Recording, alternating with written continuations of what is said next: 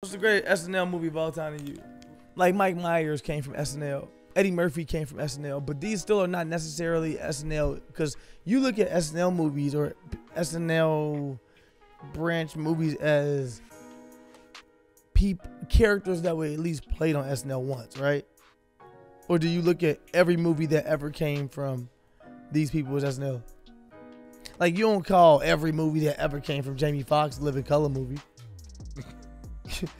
No, I feel it's hard because Beverly Hills Ninja probably wasn't a character on SNL. But Chris Farley only played one character, and that was Chris Farley. Yeah, and it's such an SNL movie. He does this strip tease at one point, which is like an SNL sketch. Yeah, where he's the bad Chippendales dancer. Yeah, I remember that. Yeah.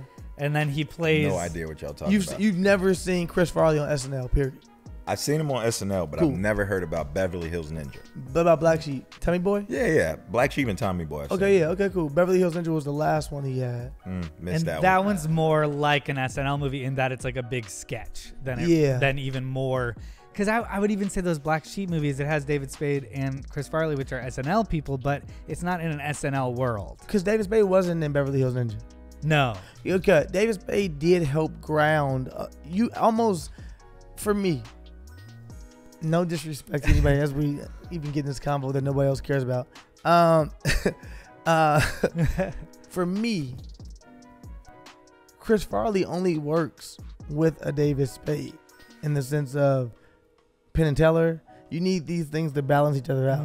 Chris Farley's so big that you need someone like David Spade who's so grounded and super dry humor and super like monotone, where it's like I don't care about anything, to make Chris Farley even funny. Without a David Spade, Chris Farley can't actually be funny. It's just over the top. Was it like Something That About Perspective? Mary? Who? Chris Farley. Was that him and the one that was throwing it off the backboard?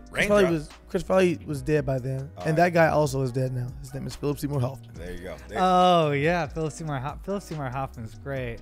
But Chris Farley is also the bus driver in Billy Madison. And that was in Alone Came Polly. There you go. One of them. He loves Alone Came I Polly. do not. We went about this. This is also a bad movie that I thought was good. That was a funny movie. But I also realized it was the only DVD I had in my house. And that's why I thought it was good. Because each time I would invite a girl over to hang out with me, I'd be like, want to watch a movie or something? And they'd be like, yeah. And I would just put it on Alone Came Polly because it was the only DVD I had. So we watched a lot of Alone Came Polly. What year was this, bro? Like, maybe like 10 years ago. no Netflix, no nothing. That's crazy. I just had a DVD. I was popping that thing in. Like, honestly, Polly. And when I had this discussion with Popkin, he revealed that Beverly Hills Ninja was the VHS he had as a kid when he went on road trips in the car. This makes way more sense. And I was like, well, this is just your thing. This doesn't mean that it's a good movie. Because I think what we do naturally as people is we involve, or we might even be our subconscious, but our memories get wrapped up sometimes in different songs or movies and different things, and we may associate positive vibrations and energy and different things with that movie, and you may not be able to really watch it for what it is, or a song, be able to listen to it for what it really is, if you have a good memory. You're totally right. I'm being serious. Like, yeah, if you're at a party and you remember the girl that you were so attracted to in grammar school, you remember the song right away, and that song may be a good song to you automatically because you remember the moment if you dance with that girl and be like, oh my gosh, she was so beautiful. But then you go back and listen to that song later and you're like, whoa, Chingy fucking right there is just okay. How dare you? But you get my point. So I think that's what I was doing Alone Came Polly. I think that's what Jarrett has done with Beverly Hills Ninja. And I get it, man. And I'm sorry, Jarrett, to break it to you for probably the third time now on this show. But Beverly Hills Ninja is actually not that great of a movie. Did you listen to Donda? Do you want to talk about that as an article? Or? I definitely don't give a fuck. I mean, that's if there's another thing that I don't give a fuck about, it's Donda. Why not? Why do I give a fuck about Donda? Man. The evolution of the artist. Because I'm not rocking with Donda. I'm not rocking with Donda for some reasons, right? On two-sided. Number one, for two different reasons I'm not rocking with Donda. I'm not rocking with Donda because I'm a real Kanye fan, and I'm a fan of people. And when I say people, I mean humans, and humans being treated as humans, and them being well, and them not being, I guess, abused or used. Kanye is just he's not well, so I just can't, I guess, get excited about him doing an album and him. I don't know, and I heard it too. First of all, did anybody know that they was gonna be on an all no cursing album? Like, did any of the people who actually the features know? Oh, okay. I was curious about that. I was not sure if I was listening to I don't think they're gonna write a whole bunch of curse words in all their lyrics if they knew this nigga gonna just bleep them out and not tell them. Oh, ooh, I didn't even know that. I think I didn't know it. I think there's not that many bad words written in, so I wonder. No, the feature. I noticed that some things were bleeped and taken out. Yeah. Yeah. This. Wait, on the what a explicit mess. verse? So there's No, there is no explicit because Kanye Okay. is. Oh. Somebody called him. This is the funniest thing I heard him be called. It's not me. I won't take credit for it. Somebody called that nigga GD Jakes. GD Jakes was the funniest fucking name I ever heard in my life. I was dying laughing because it is confusing. It's like, is this a Christian album? It's obviously not a Christian album. There's this seance that you have at the fucking weird thing going on. It's a whole bunch of stuff wrapped around this. This man has got a whirlwind of ideas and it looks crazy talk within the whatever's going on. I don't care to just be. I actually kind of wish this was his Christian album and then we got a new one now. Because this is way better than his Christian album, but it feels like a fucking Christian album still. So this is always like funny to me to sit with people who actually are living in this space, right? Like pay attention to that. Like, cause me, I only listen to songs. Like if the song is hot, like, oh, that's a dope song. I like that. Like I don't think I've ever listened to, and this is probably, Sterling's gonna talk trash about me, but I've never listened to a Kanye album besides College Dropout from start to finish. Wow. You've never listened to a Kanye album from start to finish Besides College Dropout? No. I'm trying to just make sure I was hearing you. You heard me. You heard me correctly. You didn't listen to Late Registration at all from. Not from start to finish. So My Beautiful Dark Twisted Fantasy. Bro, No. But that's a great from start to not finish. that. But I'm just more saying if he's saying he tapped out at College Dropout, I would think he'd at least make it to the second. I wouldn't skip and go to number 7 and be like, hey, did you not listen to this one down here? But that's me with music, period, right? Like I'm the guy that when Jay-Z first came out and I was like in 8th, 9th grade, I'm like, yo, this is terrible. But now I can't get enough of Reasonable Doubt. Yeah. Right? So who are your favorite artists? Because maybe you just are, maybe you're only attracted to bad music. Maybe that's what's going on. Well, that could be it too, right? So I like, I mean, obviously Jay, Big, Pac, you know, those are artists that I'm from the East Coast. Like that's what we listen to. Jade is one of my favorite rappers. Like that's just me. But for listening to an album start to finish, like I don't have the brain capacity to do it unless I'm working out or if I'm riding in a car or something like that. Like I'm probably a nerd to a certain extent. Like I'll listen to podcasts or I'll listen to ebooks as I'm riding. So I'm not just wasting space with music at times. So when I always get around creatives and people like Sterling, it's always interesting the perspective that they bring around music or around what's going on in that field. Cause I'm like, damn, I've never looked at it like that. I was just like, yo, that beat was hot. I don't know anything else that he talked about.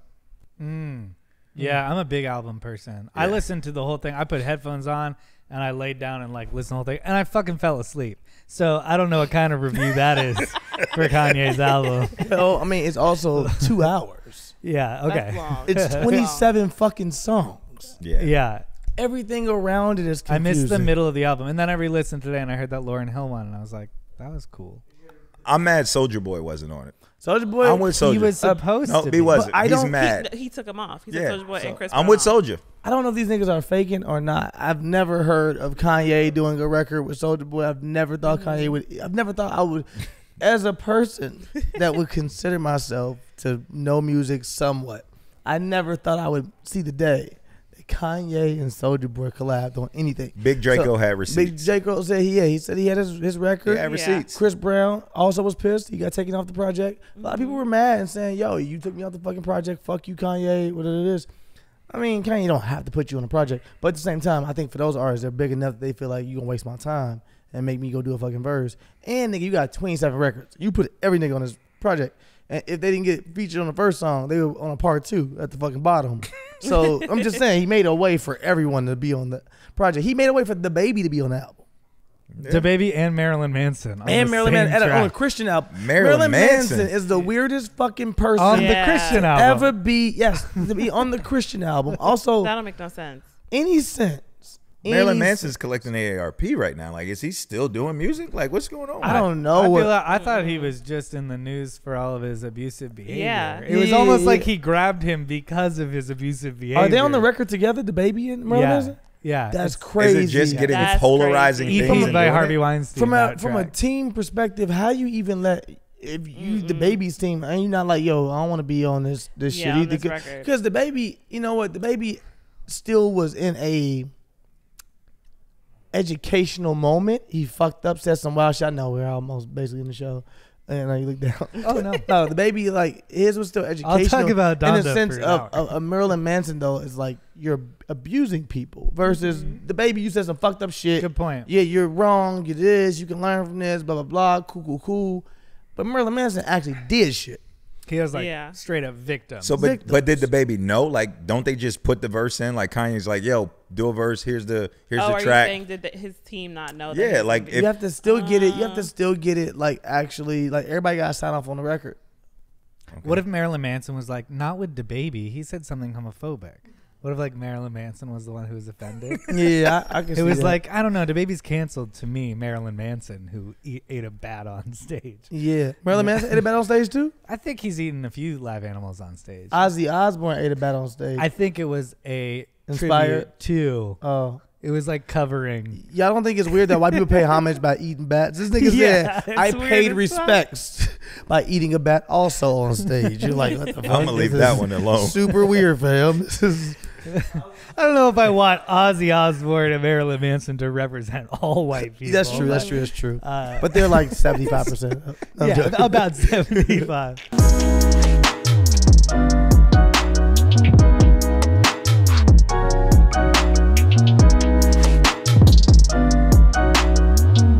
Welcome to Wine and Weed. Hey, we're here for another week. I'm Chris Reinacher, a.k.a. The Connoisseur, a.k.a. The Clean Shaven Maven. It's back. Look, it's my face from the intro. I've had a beard for like 2 years now. I'm back to Clean Shaven, a.k.a. your new camp counselor, a.k.a. your new baby daddy, a.k.a. the Goop in Your Gap, Speed Bump, all of them. And with me, as always, I am Sterling Steelo Brim, a.k.a. S to the B to your best of the breed, a.k.a. is that third leg known as just me, a.k.a. concerned father, a.k.a. Black Mama, a.k.a. RP, Black Mamba, a.k.a. Steezington, a.k.a. What is it? Shit. Husband potential with baby daddy tendencies. There it is. A.k.a. your stylist, a.k.a. Steezington as well. And last but not least, your Uncle Elroy. And with us. Hey, guys. Hey, Courtney. I'm back, a.k.a. Off-Camera Court, a.k.a. The Queen Behind the Scenes, a.k.a. No Face, No Case, a.k.a. Susan Storm, a.k.a. Content Court. Damn, you just racked up those Yeah. AKAs. There's so many. Every week I'm just trying to switch them out because I can't remember. Damn. Yeah, we over here stuck with the same ones. Hey, y'all want to give me no new AKAs? Y'all don't fuck with me. I'm going to just stop doing AKAs. I ain't fucking with y'all. Whoa. Y'all gave Courtney all them AKAs. Y'all ain't never been like, Sterling, here's a new one for you. Because we're tired of those old bum-ass AKAs you keep saying.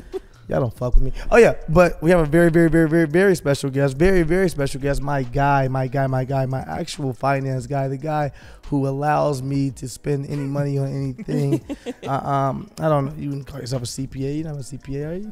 No. Just a business manager. He's just a business fucking manager. My business manager. My guy, Jeff Granger. Mr. Jeff Granger. Mr. Jeff Granger. I don't have AKAs. Granger. None? No, not at all. AKA, I'm gonna save you some tax money. Hey, There that you go. Make sure sounds you good. get paid on time. There you go. Yeah. Hey, that's right. Hey. And I think part of the fun that we're going to have with you on the show today is getting your perspective kind of like from an expert's point of view. For sure. As we kind of be dumb and get high and drink wine, Yeah. we love this idea of also having somebody who actually knows what the fuck they're talking about here. Because we don't. Yeah. Mhm. So we're well aware. it's kind of a new format we're playing with where our guest is an expert. So Well, I wouldn't call myself an expert, show. but Well, I do. we're I do calling know you a an few expert. things. I like that. Yeah. AKA the expert. Hey. Yeah, I like that. There you know. The money expert. The money There expert. you Money go. Yeah. expert. Yeah. I like What a it. bizarre, what a bizarre. I'm not gonna do that on camera, but okay. And today we're smoking cream of the crop. We're smoking what? That's a what's little the hybrid strain if you on want to here? smoke that. I don't know. Heavy cream. Is Heavy the strain. cream. It's GG4 mixed with cookies and cream. It's called heavy cream. Okay, what's the breakup of that? We don't have to go from the show, but we should do the Nug camera again. Yeah, let's do Nug Cam. Yeah, Nug Cam. Huge hit yesterday. People were excited. What is Nug Cam? Good question. What's the Nug Cam? It's a camera of the nug that we will smoke on the show. Yeah, Jeff, this show's stupid. Okay, people want to know how the nugs look. We show them. Don't come on here with all your finance expertise shit and judge us for showing off weed nugs. Ooh. Have you ever seen me judge? I like it. One thing I love most about this nug is the pure size of it. All right. Look at that big old nug. And when he said like we are smoking, that means they are, and I'm not. Just so we're clear there. Okay, we're going to throw that out there. Yeah, and we're drinking on a little Chalice Lane. Chalice Lane. Is this Chalice Lane or is this Chalice? I don't know. Cabernet Sauvignon 2019. I don't know who this is and where this is from, but it will do the trick. I promise it will do the trick. Oh, Jeff, if you don't know about this show, we do on this show, we simply go over, we break down the news each week while we smoke and drink. And like I said, we'll try to tie in, if we can, a financial perspective, even if it doesn't seem as though there is one to us, to the untrained eye. And also, it ain't gonna be about finance. Jump in when you want to jump in as well. Have fun with us, hang out with us, and let's have a good time. Help give our audience some financial literacy. Yep. And we've all gone through a weird year, so I'm sure a lot of people are trying to bounce back and figure out new plays. So absolutely, we can definitely talk about that. Now that is where I'm good at, right? Yes. I can talk about those things, put you in position to be successful, and help people find the disciplines with money, because most people suck. They don't have discipline. Oh, hell yeah. I'm very interested. I don't. So I got questions. Well, ask away. And we will get right into it. And I'm sure Sterling can attest to some of it. And you guys see Sterling on the show, and him and I get into some, we're friends first, right? Yes. So we've gotten into some really heated debates where we're like, yo. And he's like, all right, we're not going to do this. And we really move forward through those relationships with our money and what we're trying to accomplish. And in 18 months, I think we've done a really, really good job if we just use him as an example first. Mm-hmm. But with most of my clients, it boils down to, what's your goal? What do you want to be good at? And then when you have high net worth individuals, it's, how can we shelter you from paying a lot of taxes? Mm-hmm. The legal way, right? Like, because I'm not going to jail. I'm not going to jail for anybody, but there are ways to do it. When Donald Trump says, hey, I paid $700 in taxes, but he made $1 bazillion, right? We don't want to be him though. No, we don't. You don't want to be him. We want to pay our taxes. We want to make, like you said, in the legal way. We want to pay him enough for sure that we don't look like Donald Trump. Right. But yeah, I understand what you're saying for sure. Yeah, I think that, in a smaller scale, just as much money as you make, the more money you make, the more they take. Absolutely. So I think if nothing else, you try to find ways to save money.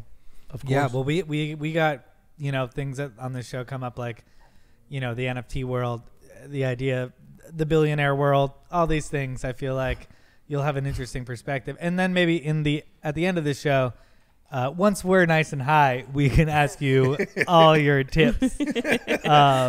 So stay tuned for the end if you want to make a lot of money. Well, yeah. Or save some money. Or save some money. There you go. There we go. I like that. And still, I think it'd be good to give some context around, kind of from a business management perspective, that we do have in-house CPA, in-house bookkeeping, so that people do understand it's a real shop, and it's just not some guy saying, hey, do this. And I am. Yeah, no, but it gives context to the relationship that we have, and it's just not like, oh, this is some guy that I'm cool with. A landlord faces homelessness as tenants fall behind on rent during eviction ban. So Brandy Lacassie has been waiting on rent for nearly a year. She owns 3 properties in upstate New York, but the single mother and Air Force veteran is functionally homeless after falling on hard times herself. After notifying tenants she had to move out so she could move in, the tenant stayed put, stopped paying rent, and according to her, she said that. So she and her daughter have been living out of her car and staying with friends. Despite more than $23K in unpaid rent, she says she can't force her tenants out because of the state's ban on eviction. So right now she's essentially homeless. Yeah, I think we're seeing a lot of that, and it's unfortunate, right? But because it's a catch-22. right? You want to help out people so that they can live and have a place to stay because people weren't working during the pandemic. But there's also the other side of it that people do own these homes and have mortgages. She's an Air Force veteran. There's no way that should happen to anyone. But when you look at the financial system, we're going to see a really, really big rise in home ownership and foreclosures and things like that moving forward because of the forbearance that you didn't have to pay for 18 months. You saw a lot of people taking that money and not paying rent and starting other business ventures. Like think about somebody who could be astute like myself, right? Like I'm just making this up. If I had a $5,000 or $10,000 a month mortgage and I said because of COVID I couldn't pay, that's $120,000 a year that I could have just saved and bought another property in cash, or I could have started a brand new business. So there's two sides of it. You have people that were astute enough to get ahead with it, and then you have some that were on the other side of it that just really didn't know what to do, and they don't know to talk to their bank or have a relationship with their bank. So they're in a position now where they're just SOL. They're just shit out of luck. Yeah. Well, it is interesting. I talked to some random dude I met who said that his business plan that he did with a friend is like he rented out. This was not as much of a landlord situation like this, but he rented out 5 rooms in one of those, complexes that a management company owns, and then rented those out as Airbnbs, and then told them he couldn't pay the money. And all of a sudden, he owed $20,000 on 5 different places. So he owed basically $100,000. And he was like, you want to avoid going to court? I'll give you $20,000. And I was like, wow, that's like, I guess that's like smart that you worked around the system, but like, doesn't that kind of like suck? I don't know. It's very like Trumpian of a move, really. Yeah. Where it's like you're taking advantage of the system, but like, is that the right thing to do? Well, for me, I don't know. Do you view that as like savvy, or do you view? I couldn't really gauge how I felt about this guy. When I look at the situation going on there, it gets confusing. The reason I blame the government for everything is because the government could have put a stop to all of this early on. They could have freezed everything, in my opinion, when the pandemic first started, and they purposely allow people to figure out situations. They did give a lot of the big mortgage companies a bailout. So some actual landlords or owners, if you were in the big money group, maybe you got a pass on that. It was cool. I understand those people obviously giving some leniency or giving people the opportunity to not pay on it during that. But like you said, there are a whole bunch of people who own 2 units and 4 units and small, and like it may be their only other property. Class. Yeah, and that's passive income for me, and now I can't get that plus on top of that. So I do feel bad for those people, and the reason that I blame the government is because, like I said, they could have just froze it overall because they knew it would come to this. And how realistic is that? Because we're talking about that. What is the realism of the government being able to be like, during the pandemic, rent is frozen and mortgage payments for landlords are frozen and like everything's frozen? Is that realistic? Not really, because if you think about the financial system, it's all tied together, right? Like if the banks aren't making money, then and the government's not lending money, then where's the interest come from? Where are we paying it? That's why we're seeing this form of hyperinflation that we're coming on.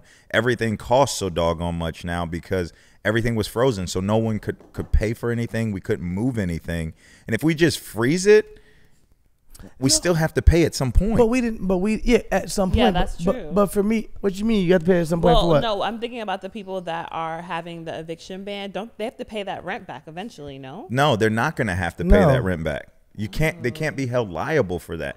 But at the same time, some of the people that were working and were getting more money than they ever had because of unemployment. So yes, that's true. That's true. Why you said that you're going to have to pay it back at some point? Because if you don't, like if we just wipe. Because for me, I'm not saying wipe. You're not wiping it clean either. I'm saying you're picking it back up as a nation versus leaving people. And I might not be right. I might not know what the fuck I'm talking about. But for me, you're still picking it back up as a nation. You're saying, okay, well, we bailed out. You don't even have to do bailout because I guess you have to throw more money at it. In my eyes, It was freezing it and not necessarily getting us in a bigger deficit as a country. We were already in trillions and trillions of dollars of debt, and now we're in bigger debt because we had to take this big bailout for who? For the fucking for who? The billionaires? Yeah. And for the billionaires and the banks. And the banks, like, why? So there's so many different schools of thought that you can have with that, right? And I'm not the end all be all or super duper economist, right? Like, a lot of this is just my opinion. It's not, and some of it's based on fact and what I know. But when you think about the financial system and the way the dollar works, if we just freeze it, now how does the dollar compare to all the other currency out there? Of course. Right. So now there's other things that go with it. Okay. So that those things come into play as well, where you can't just say, well, we're just going to freeze time and nothing's going to happen. Nobody move, nobody gets shot. And then we'll come out of this. And when we do, everything will be the same. It's just not that way. But is there a way to, instead of the burden falling down from the banks onto the landlords, from the landlords onto the people, and a lot of times individuals who are, out of work and it's illegal for them to work, why can't we have that liability fall up instead of fall down onto individuals? Fall up to where?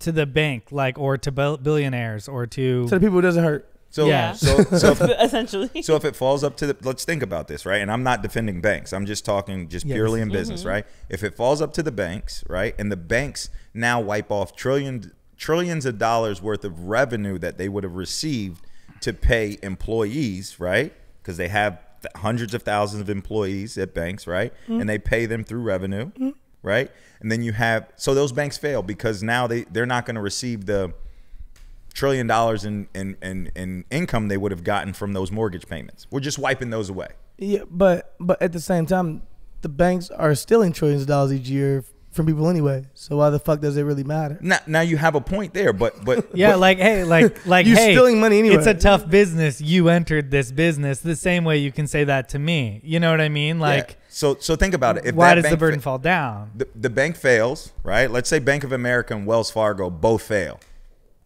What other bank are you going to go to at that point? Because now the government has to bail them out because your money's invested in those banks. The bank takes your $100, right? And then they go invest it. They give you 2% and they invest it because they know they'll make 6%. And that 6% comes from giving loans and giving mortgages. So if they can't give loans and give mortgages and make that money back, they still are obligated to pay you that interest because you have your money on deposit with them. But if they can't do that, then what? So then what about why can't we be in the game of striking a deal with motherfuckers and being like, all right, well, then if you feel as though you have to still cover your interest and get the interest that you would have, how about you knock off the interest for the time being of those months, and then you free shit? Because now you go into, those banks are owned by, they're publicly traded banks. So they're owned by shareholders. Yeah.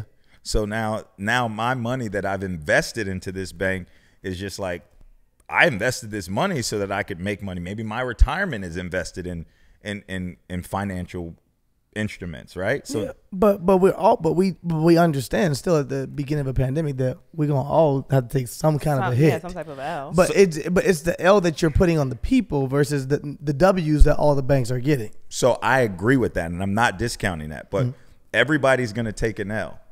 Whose L should be greater, and how do you quantify whose L is greater? The fucking motherfuckers that can take the greater L. Okay, but when they take the L, maybe they are taking an L right now. Who? Banks have what? Maybe. Banks have frozen mortgages for 18 months. They have not collected any money on those mortgages. Banks got a bailout, bro. Banks also got a check. Why niggas wasn't? Some people got checks. People did get checks. Look, that's why when you said earlier about is it savvy, is it scamming? For me, I have a problem with this. This is my problem. I'm not. So you tell me if a bailout is saying, hey, you said banks got bailouts. Banks got bailouts because you don't have to pay mortgage. Is that not a bailout? And I don't have to put you out? So if you don't have to pay mortgage, right? No, you don't have to pay mortgage. If you or rent. No, okay. But if you don't have to pay mortgage, but then the individual, I get with this situation, it feels pretty specific and it feels, I get it. But like with the situation when it is a management company that owns a building, if they're not having to pay mortgage on it, then aren't they kind of coming up by all these people who are individually suffering, paying them rent and them not having to pay the mortgage? The management company? Yeah. So, shouldn't they forgive the rent because their mortgage is being forgiven, or is their mortgage? That's what but what I'm even saying is yes.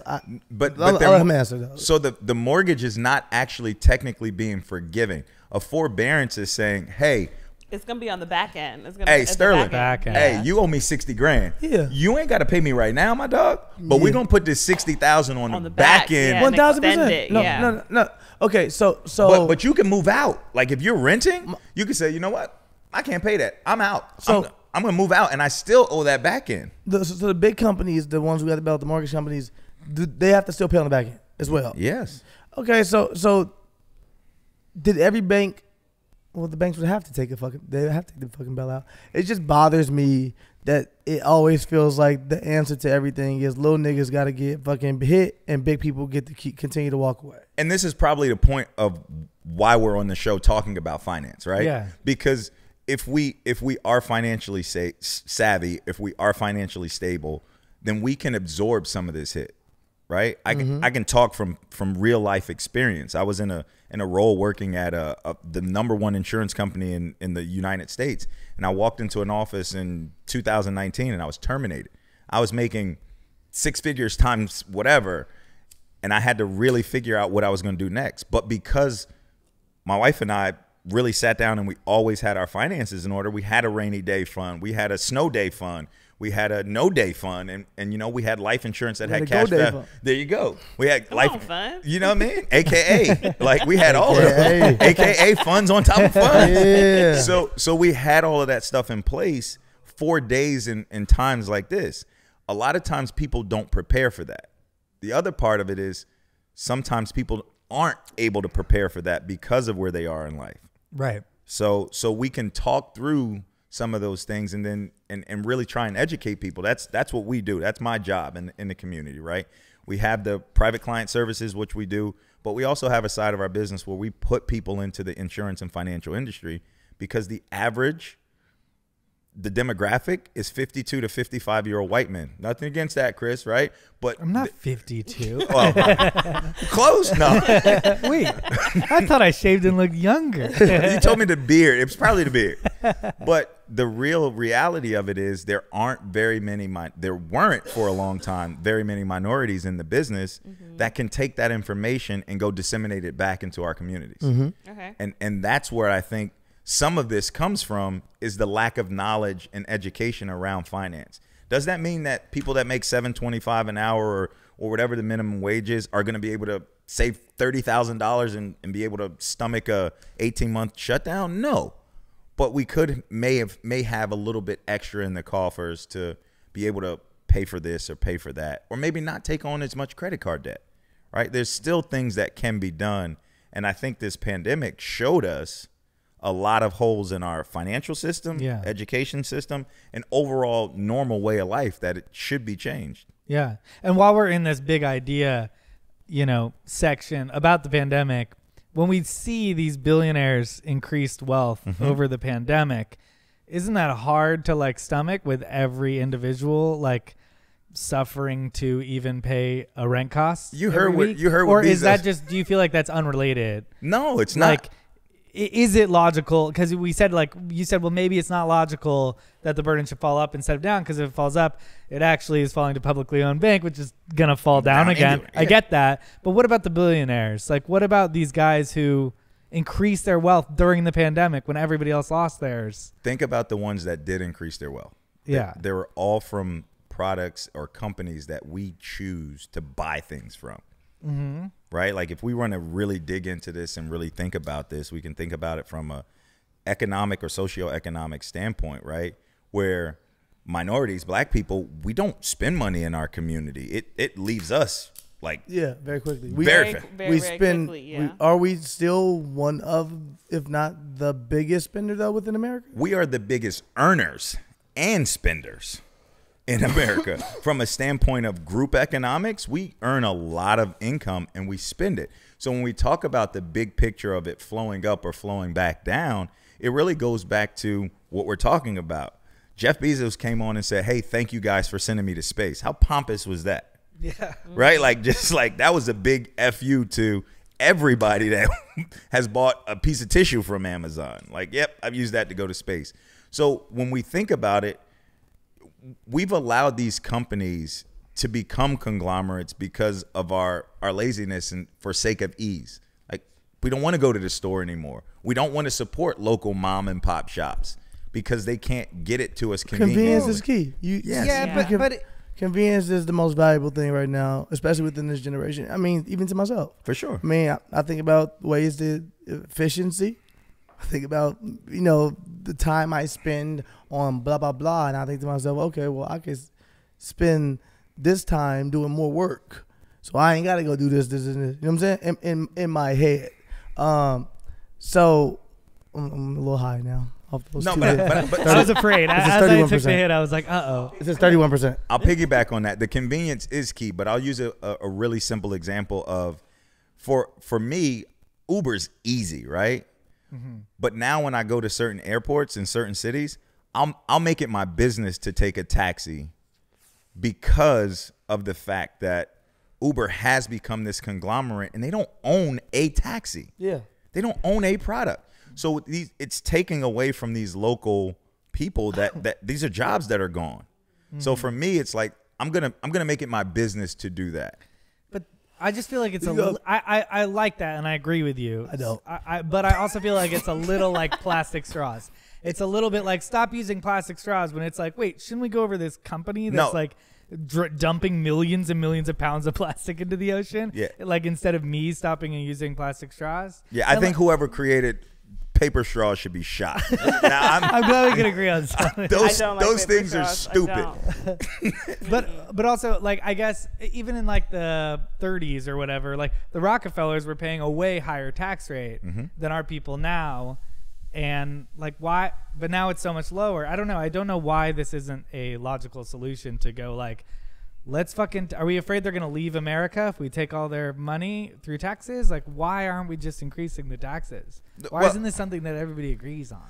Because it's hard to agree because it's hard to say, hey, you bust your behind to make $1 billion. Let me take half of it because that's $1 billion's so much. $1 billion's a lot of money though. $1 billion is a lot of money, but that person still works. So is 100,000 to someone. It is. Oh, that is a lot of money. So is 50,000. Mm-hmm. So at what point do we say because you've been successful, you should pay your extra fair share? Now, I am the person that is okay with paying tax to a certain extent, right? Like I'm cool with it. I want to pay. I want to make sure that socially that we have things in place for our elders and things like that, right? And people that need it. But at a certain point, it's like, come on, like do I need to pay for everything just because I've had a little bit of success?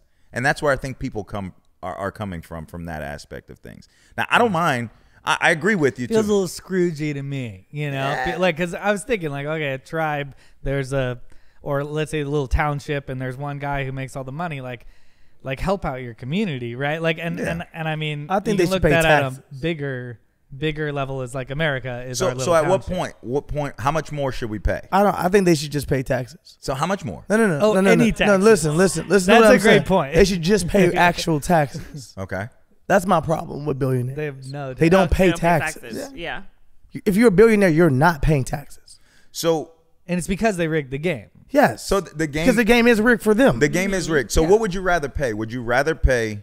The billionaire? And I feel very adversarial in this right now because it's almost like I'm fighting for the billionaires and I have like $10. We need both perspectives. We need both perspectives, and you don't have $10. But we need both comparison to perspectives. billionaires. I'm like, wait, True. I got like $12. But I feel like a lot of people in America do that. They go like, I'm gonna defend the billionaires, and it's like the billionaires is so much higher money than you even the normal person even goes billionaire, but it's like millionaire. It's a huge jump. So I'm gonna give you perspective. So let's talk about perspective then, right? Because I'm thinking, okay, I'm gonna let you go real quick, but I want to give this perspective. Yeah. Billionaire. Let's take Bezos for instance. How many people does Amazon employ? I don't fucking know. No. I don't know. At least 25. No, it's more than 25,000. I don't know. No, he was joking. He said 25.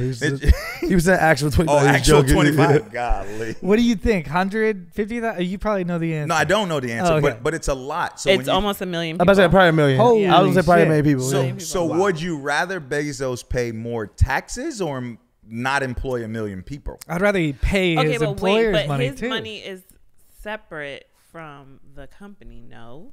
The company's publicly traded, so his Yeah. money fluctuates Yeah, as the as the stock company price goes does. up. Yeah. So I mean, even though Is there a way where, because he has his money and he can pay taxes, but then that company can still employ 1 million people? it could, but He probably not paying himself that much money anyway to begin with. He probably only making a salary of fucking $500, fam, at Amazon. no Amazon employee makes more than like 150,000. They're all giving stock options that are vested over a 5-year And those are period. worth something. And that's how these Oh, people. yeah, 'cause those stocks are worth He money. living off the fact that niggas know. Yeah, really. Because Wow. If I'm being real with you, Yeah. he just like the money's there, and everybody's like, it is, and he can get but loans. From nobody anyone. fucking sees Yeah, he it. can- And then and so he really lives off loans, just huge loans. Because like, why aren't you gonna loan Jeff Bezos money? He's good for it, so he gets around paying taxes completely. That is 100%. dang, that is so smart, but also trash. It's trash. But that's That's the the game. game. That's the game. But he Think does of- it. But that's like essentially that's not giving back. And then I wish that you were like, no, but look how good he treats the employees. But he doesn't. He doesn't, yeah. He doesn't even care for his own family. And he looks like a villain. He does look like He a villain. look like I a saw villain. that episode y'all talked about. I'm like, he is the villain. Yeah, he is. And then he's talked about it like, hey, thanks for sending me to space. Yeah. Like that was so So- villainish. Fuck. So there's no laws that are stopping him or any of these other billionaires from doing this. There's nothing that's like you can't. No, the laws of anything help them. They're Playing. playing the game. So they're playing These are the your game. rules, So America. The real reality is, right, like, and we can go way left or way right with this, right? But it's just like the Constitution, right? Like, it needs to be updated, right? Like, just like our tax code, it needs to be updated. It was written when we had cattle. Like, we were, hey, you owe us 2 cow, right? That was your tax. I wish. Right? Like, I got to come pick up 3 calf. Like, that was the tax code back then. And it's slightly been, but it needs an overhaul. It just does. Yeah, and then it got changed to totally benefit those on top even more. And now we're So we bring it back to the full thing of those renters have got to go. That's what we're gonna sum this one up with. Renters got to go. Next article. Were we even on article? we were. It was, yeah, but it was also kind of like, to me, this felt like a bunch of things we've talked about for a Yeah. long time. Yeah. And now we get to be like, hey, can we talk this out And for a Chris has second? me over here defending billionaires, which Sorry. I actually am Chris 90% of the Okay, time. good. Yeah. Because that's what a wealth tax, though, would kind of get around all the loopholes, right? Like, that's what that idea is. Like, if you just have over this amount of money, I don't think they they got to give us some. I just think they should pay. I think they should pay tax. But I don't think that they should pay more. I think they should literally pay their taxes, and they don't. That's my problem with them. But they do. They pay their taxes. No, but you know what the fuck I'm saying. Well, then the companies then is what the companies don't pay their taxes. No, the companies shelter their stuff. They Yeah. just hold their money in other countries. Yeah. Those guys don't really pay taxes either. Like, Zuckerberg got a yacht last year for like $25 million because there was a tax code loophole written in that they could purchase a yacht for $25 million. I wonder who got that loophole put in. Fucking Super rich. Well, yeah, lobbyists that he hired for less than $25 million, so he got a yacht for free. The guy that does all these speeches, the 10X guy. He said he bought his jet for $60 million, so he didn't have to pay taxes. He's like, I got to spend $60 million. I got to spend it. I got to spend $60 million. I don't want to pay it to taxes. But it's also like, if you do pay it to taxes, do we really trust That's going. the government to get That's it back also- to Well, us? the question is always when we pay That's taxes, true, where the that's fuck true. is it going Where's anyway? the money going? That's true. Because Yeah. man, we paying taxes. We paying taxes in the hood. We don't see shit. Nothing. They just using our money. They're like, thank you, nigga. Another check in our pocket. So for Chris, me, let's pave your street up. like this will get in. This will get in, like, finance gets into some really deep debates around the politics of things and how things actually functionally work. One of my biggest beefs is that property taxes pays for schools, right? Where states really fund the schools. Because I live in Sherman Oaks and not in East LA, right? My school is going to be better because there's more homes that pay tax revenue here versus there's more renters in East LA. Like, but the money comes to the state. Why does that matter? So financially, that's where I grew up at, and similar to Chicago, right? Like, we had dittos and textbooks, but because I was good at basketball, I went to a school that had textbooks, and my friends had dittos because they didn't have books at school because they went to public school. Like, these are the things that we talk about taxes and basic things that make sense. Like, that doesn't make sense to me.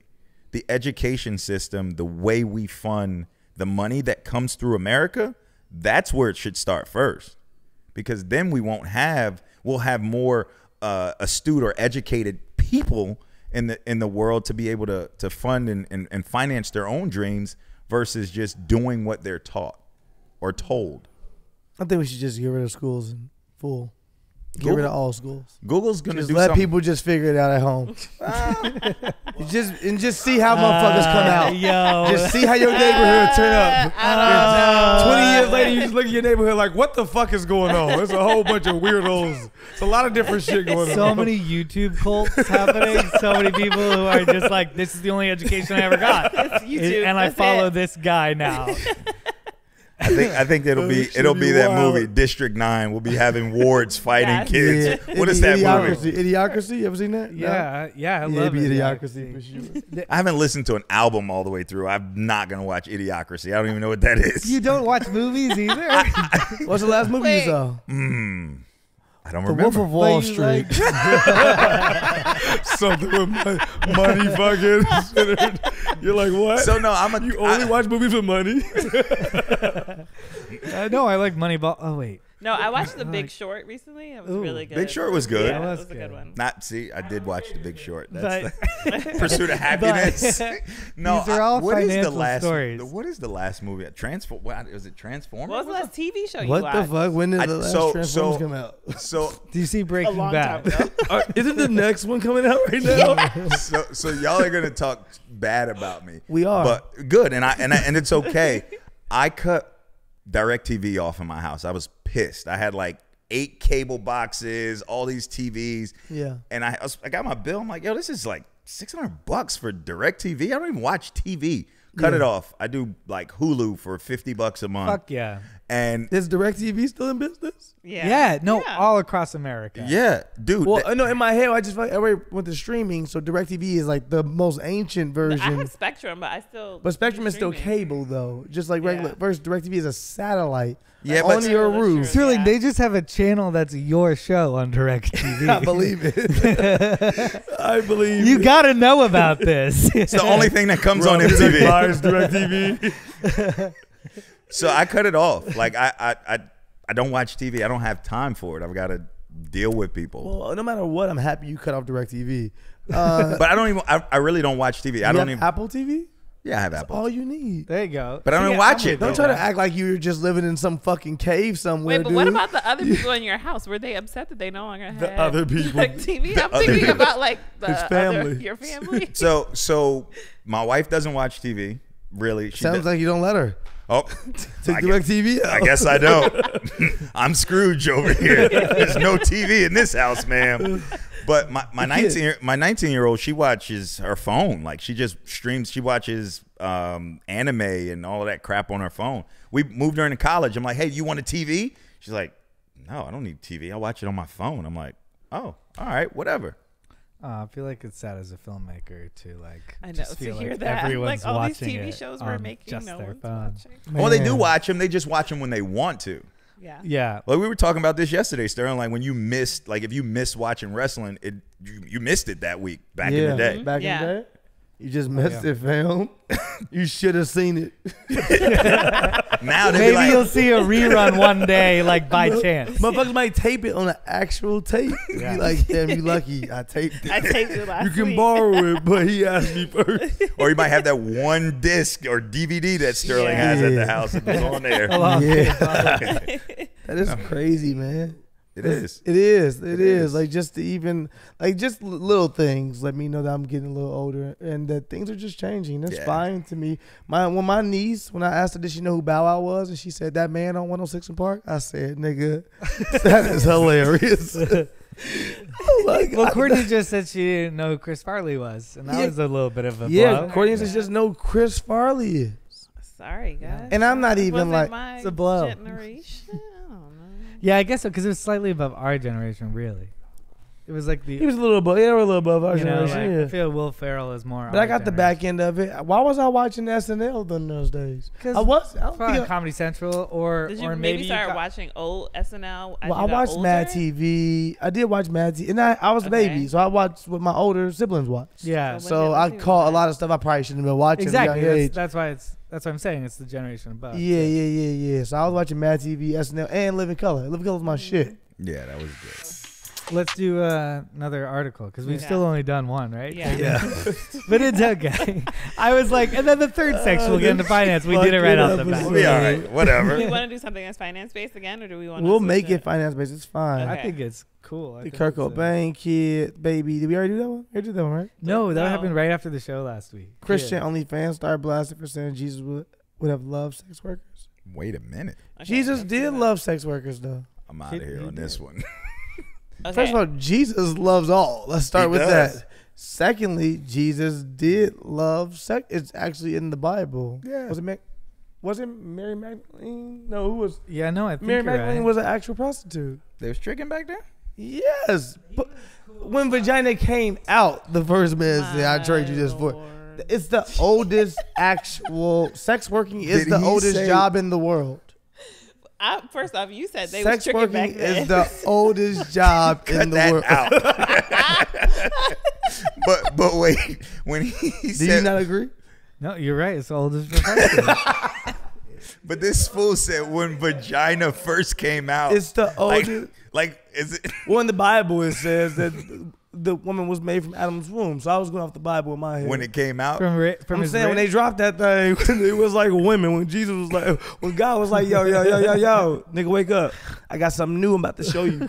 Boom. Made it while you was asleep, fam. Took it out your side. Boom. There she go.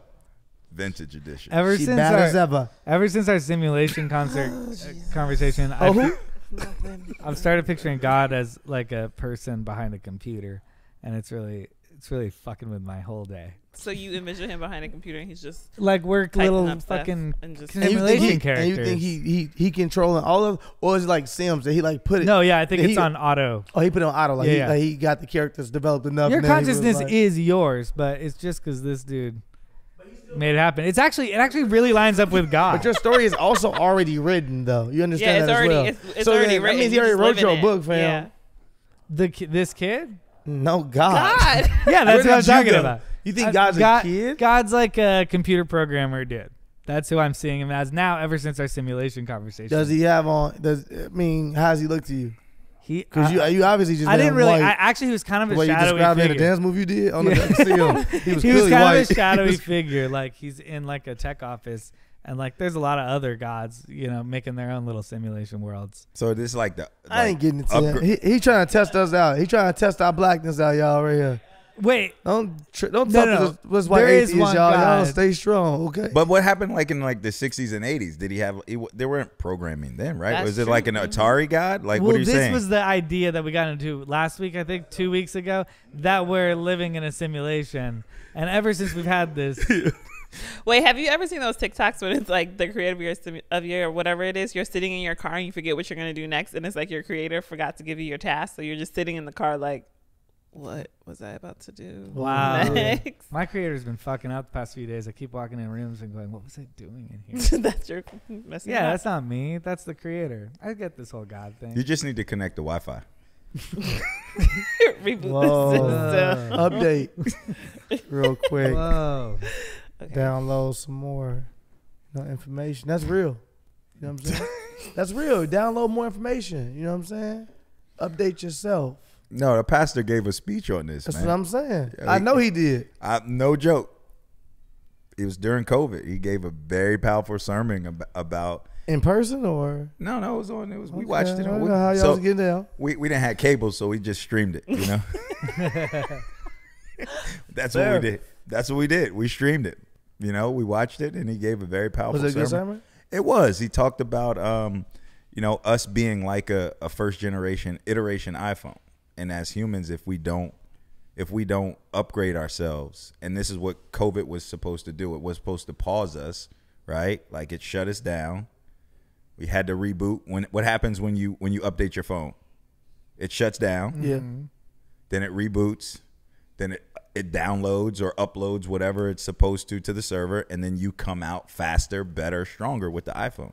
Cool. And that's kind of how he drew the correlation between COVID and us as humans being stopped. So we updated, just to be clear, from version 1 all the way to the 12, or did we just go from iPhone 1 to iPhone 7? How did he say in the sermon? I think some people went from 1 to 2, and some people went from 11 to 13. I don't know. The iPhone 13 is not out. It's on its way. Exactly. But you know, some people. Whoa, and that's God. And that's what God do. Some people get it early. They do. They do. Just saying. Okay. We've all been there. We've had a really stressful week, and what we want more than anything is to get away. You're dreaming about that perfect beach getaway, but you're nowhere near the ocean, and you may need to get a little creative. With Calm, you can listen to the relaxing sounds of the waves and give yourself a break wherever you are. It doesn't matter if you're in your car or at your desk or laying in your bed, you can get away with Calm. So we're partnering with Calm, the #1 mental wellness app, to give you the tools to improve the way you feel. Clear your head with a guided daily meditation, improve your focus, and all of the things that you need to make yourself better with Calm's curated music tracks, and drift off to dreamland with Calm's imaginative sleep stories. If you go to calm.com/wineandweed, you'll get a limited time offer of up to 40% off a Calm premium subscription, which includes hundreds of hours of programming. For listeners of the show, Calm is offering a special limited promotion of 40% off a Calm premium subscription at calm.com/wineandweed. Go to calm.com/wineandweed for 40% off unlimited access to Calm's entire library. That's calm.com/wineandweed. Nirvana Kurt Cobain's estate sued by Baby on Nevermind album cover. So all of the babies in Nirvana's famous Nevermind album are growing, and now one of them is suing the band for sexual exploitation of their children. A man named Spencer Eldon, he claims to be the naked baby famously depicted on Nirvana's groundbreaking 1991 album cover pool, and he's suing the band, its surviving members. So according to the lawsuit filed by TMZ, he claims he was a 4-month-old baby and couldn't agree that his images were used in the album art at that time. Feels like this kid just needs a little bit of money. He's also claiming that the images are actually child pornography. Now, that's his best defense. That's his best argument. When he said that, I was like, well played. Because before that, I'm like, you don't have a case here. Also, for him to be like, this made lifelong problems for me. It's like, nigga, didn't nobody know that was you? You was walking around telling motherfuckers that was you. So you made lifelong problems for yourself. Like, you can't blame them. Also, if they want to get out this case, I guess, how can you prove this is even the same baby? I'm pretty sure you can get a baby that looks identical to this, or a person that looked identical to this at the time and be like, this was this baby. Like, I'm pretty sure there's a lot of ways Nirvana will get out of this case. I do think the kid needs money. He should have just written them a letter and asked them for a check. Yeah, he's asking for at least $150K. See, that's what I'm saying. I'd like give it to him. I'd be like, yeah, I don't know. I mean, oh, Chris, you are so nice. Yeah, Chris is nice with everybody else's money, ain't he? Right? When Chris make that Kurt Cobain's dead. When Chris make that billion, he gonna be a fucking evil. He gonna be an evil villain like all the rest of everybody. I just feel like this kid needs money, and it's sad. But let's see what he's going to spend it on. Well, why don't you send him a but check? Also, how you know they even got the 150 racks to give him, bro? That's true. That's a good point. But I'm saying he created an iconic cover. He really did. He didn't do shit. This reminds me of They dropped that baby in that pool film and took a picture. But someone had to authorize that. 1,000%. He got to talk to his parents. So he should probably sue his parents. Yeah. Because they probably got paid. They ain't got the money, though. Nobody has the money. Well, it's such an iconic cover, no? Like, it's a very iconic cover, and it's still sold. Piece of culture. It's still sold to this day everywhere in Urban Outfitters, on T-shirts and everything else. I agree with you, Chris. Also, it's his image. Also, yes, it's his image. Also, his parents fucked him. They sold his image, Chris. Yeah, but it's child pornography. That's your best defense, sir. Again, you know what I just you know what I just thought about? What if your parents make you an Instagram when you're a kid, like you're 1 year old, and you don't want the Instagram, but you don't want it when you're 18? Can you then turn around and sue your parents for using your images without your permission? Why the fuck would you have to wait till you're 18? You let them keep your Instagram page? I don't know. You never got one? Wait, are your parents the NCAA? Like, what are we doing? Let's take parents down. Hey, Jeff, listen. We get that you're a parent, but we're not. As soon as I come out the womb, I need an NIL. But what if your parents are making money off of your Instagram? I made all my kids sign an NIL. Name, image, likeness. I'm getting one as soon as we go home, so they can't sue me. You're my child. Like, if you like think about those YouTube kids that are making millions of dollars, their parents are managing their money, but who's like if they have trash parents? No. Those kids are still. Aren't those kids through YouTube? Correct me if I'm wrong. They're still unioned at times, right? After a certain amount, or I have no idea. So I think those kids still have protection. Like yes. I did a movie when I was a kid, and I had an account that was set to the side that I couldn't touch the full amount of it until I was 18. Yep. Me and my mother had access to a certain percentage of it before then, or me and my parents. I had to have a parent to sign off and everything. But well, they went through the union, so maybe Nirvana didn't go through the unions to get this photo, and now he's like, "What the fuck? I never made the money off those things." Sounds like your parents did a bad deal. But isn't it also Nirvana's responsibility to go through the unions? No, it's Guardians. The Guardians. I don't have to. You just sign your image away. Also, I don't have to do union. I mean, I guess the thing is, it does set a bad precedent. I'm like, now he's a lawyer. I'm like, give he just that broke kid out money. precedent on us. Chris just want to give that everybody kid money. But like, I don't think it's a good precedent. Like that guy's an icon, but don't give Chris. You went from give everybody everything to it sets a bad precedent. Hey, I'm malleable. If you guys use a good argument, malleable. I'm not gonna stick in a place that's stupid. So you're okay with him not getting anything? I just think he's an icon and he should get it. Who's an icon? The kid? Ooh, the kid? You wouldn't even know him if you saw him. What's the kid's name? Exactly, Chris. Why are you calling him an icon?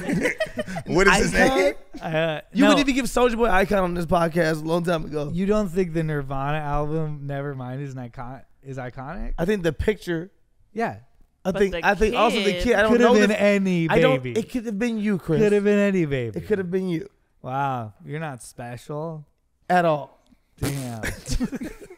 Sorry, dude. I didn't mean to. Because if he's like watching and being like, "Thank God someone's defending me," and then his dick is out though. For the rest of his life, is it?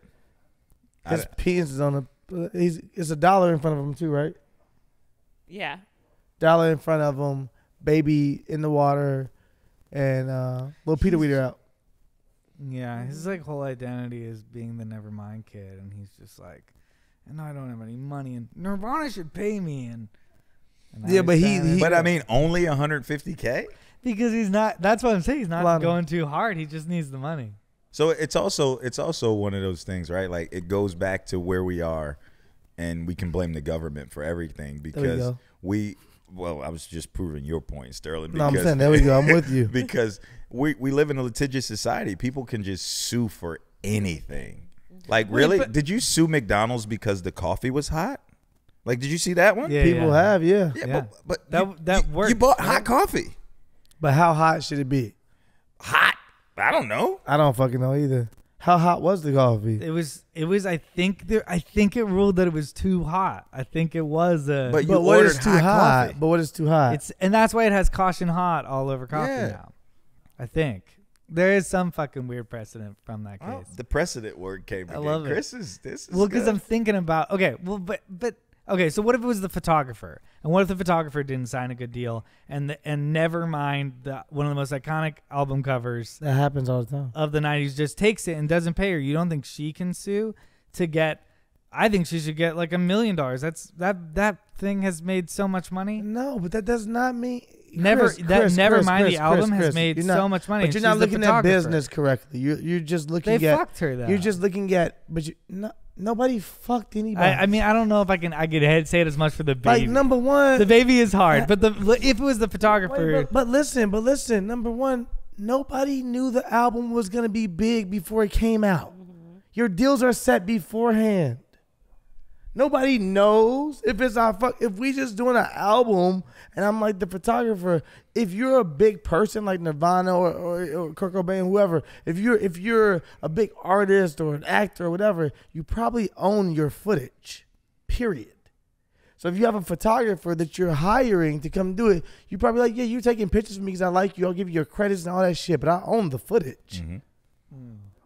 It's my stuff, fam. Or you might agree that you got it too. We're equal owners of the footage. We can both do what we want with the footage. Something like that. But you're not gonna just be like, so if they paid her, probably say, okay, here go, let's just say hypothetically, they can say, here go $10,000. That might have been more than her fee at the time. She might have been like, damn, I hit a lick. When did that album come out? 1994 or something. So 1992, I think. So 10,000 in 92 was a lot. Might have been, like that's a lot of bread. So let's just say she might have been like, man, I'm out of here, right? And they say, okay, cool, we all good. We own the picture. We got your 10,000. Yeah, we good. Deal settled. Okay. Now you mad she didn't make money because the album went crazy big and they like that's the album cover and that ain't their fault either. Do you know Jaws? Well, the movie Jaws. You know, there's a scene where they make the shark look fucking huge, and they did that because they used a little actor who had dimensions. He was like a stand-in for a child, and they did not teach him how scuba equipment worked. And they took him fucking out there, and he was like about to go in. And I saw this documentary, but it was about the shark people, and they told this like it was a fun story, and I was like, this is an abusive story. And they were like, and like right before he went in, he was like, I should have asked for a bigger fee. And he like went down under because he's a good stand-in, and they shoot this most iconic shot of Jaws. And then it's like, if he got $650 for that day where he like risked his life, was next to a shark and got such an iconic thing, you don't like, maybe he can't legally sue them, but I hope somebody from the movie that was a real shark. What was a real shark? That day, it was a real shark. It was a real shark. It was a man in a cage. It's the craziest story. What I'm saying is that it's another story. It's another story of somebody that was part of something as a day rate, but it became so iconic that it's almost like, while maybe you can't sue him in a court, if I was the Hollywood guy who made millions of dollars off of it, I would send that guy some money. So you're just the baby. If the baby needs some money, and I'm in the Kurt Cobain estate, dude, you talking because you just saying Chris, you're setting a bad precedent. Yeah, this is horrible. You're right. Reel it in. So you're saying for this guy, you hate that he was part of such an iconic scene and only got the day. And essentially got exploited by. I mean, but nobody knew that was going to be a huge scene, so. But then it was, and then they made all this money. So like, give the iconic guy, make sure he's not poor. I mean, you can be like, he needs residuals. Yeah, that's what I'm saying. But why would he be entitled to residuals? You're right. I mean, you can't give him a percentage of the whole fucking movie. Wait, but day players don't get residuals. Damn. I'm not trying to. It's crazy. It's great. His cage got hit by the shark. Like, he almost was killed. How was he almost killed? You gotta see this scene. He didn't get bit or nothing though. No, he was in a cage, but like, yeah, okay. It like full on hit the cage. It was unscripted, and then it got caught up in the chain that the cage was holding. So it was flipping around, and like this really fucking happened this nigga a good while they were storyteller. shooting. Have you ever heard Soulja Boy tell a story? It's incredible. They have footage. It's just a nigga being like, "Yo, I'll shoot at them. Pop, pop, pop, pop, pop, pop, pop, pop. 12 of them niggas. Pop, pop." The shark gets stuck in the cage mechanism. The guy definitely almost dies. What is this They on, Chris? didn't train him how to do What is this scuba. on? This is a shark documentary I watched on Disney Plus. On Disney Plus? It can't be Them niggas that tell graphic good on stories. Disney Plus. No, they tell filmed a that. good story. But they didn't say it like it was an abusive way. They kind of tell like it's a funny story. And I was like, yo, this is exploitation. But how is it exploitation? Because they didn't train the guy how to scuba dive. He just looked a certain way. That's fair. Because he was physically deformed, and they set him down into the ocean Oh, no, and gave him $600. That's fair, but didn't say no, that. no, he didn't say that he was.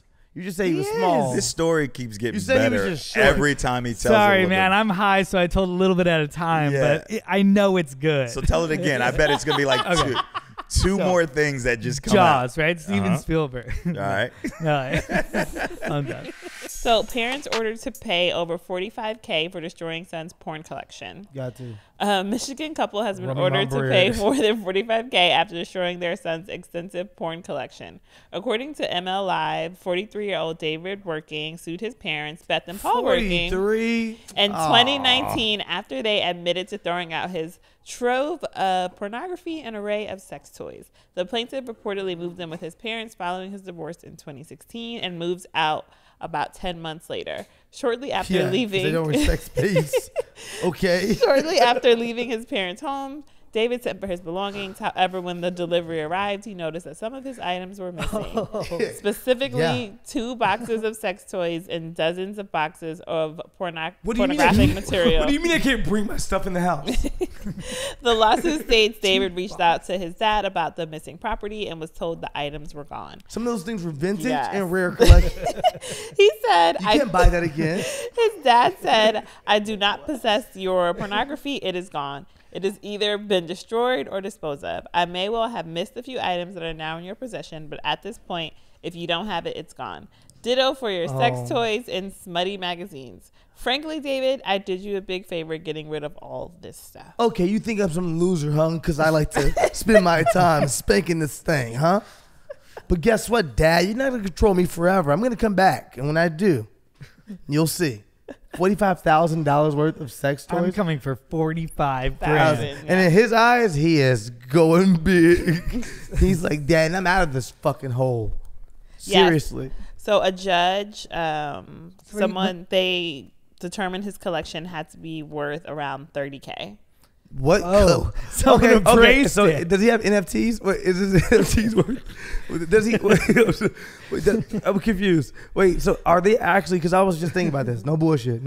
Right. So I was just at a place, at a newsstand, which you never fucking see newsstands anymore. Bought some magazines. Took some pictures there. Actually posted on my IG. If you guys don't follow me, Plug. You guys don't follow me already. No, but seriously, when I was there. You know, in the back, they had a dirty magazine section. Cool. But then behind there were actual DVDs, and I want to even say some VHS of porn collections. Now, I saw it and I was like, this is wild, right? And then I actually looked at the industry of porn also, and you can look at a porn box and tell exactly what year you're around, what year you're landing on. So I was like, this is all old porn shit. This is crazy. But I also thought to myself instantly, like, man, the way baseball cards are coming back right now, crazy, and all this different stuff is coming back. Is porn from old school porn from the 80s and 90s on VHS gonna be worth real money in the future? I think so. Thank you. You laugh at this. I am not. This is not a fucking joke. I think it will. So for me, I want to know. Like, was it like, oh, his collection's worth $30,000 because they all $10 a piece, and he had 3,000 each of them? Cool. He had 3,000 each of them. Does that make sense? I don't know what the fuck I even said. Them numbers was right though. I'm telling you. Numbers was right. But so for me, or was it like, no, that nigga had like the fucking Holy Charizard. Grail. He had a Charizard of porn collection where it was like big booted bitches, 87, featuring somebody that you like, damn, they had this person did porn. It was some exclusive porn that It's like the was original worth so much. VHS. I want to know what his collection looked like is what I'm saying.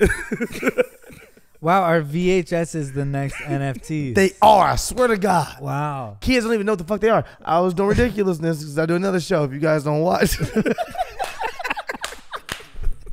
Did you really just slap your knee? That was a knee slapper? A knee slapper for sure. If you just got silly from No, but I was doing ridiculousness, and there was a video of all these different videos of like, it was like about Gen Z or Gen whatever, and they were showing them different things and trying to get them to guess and see what it was, and asked one little girl how to hang up this fucking phone that wasn't cordless, and she didn't know how to hang up a phone. Like, she had no idea.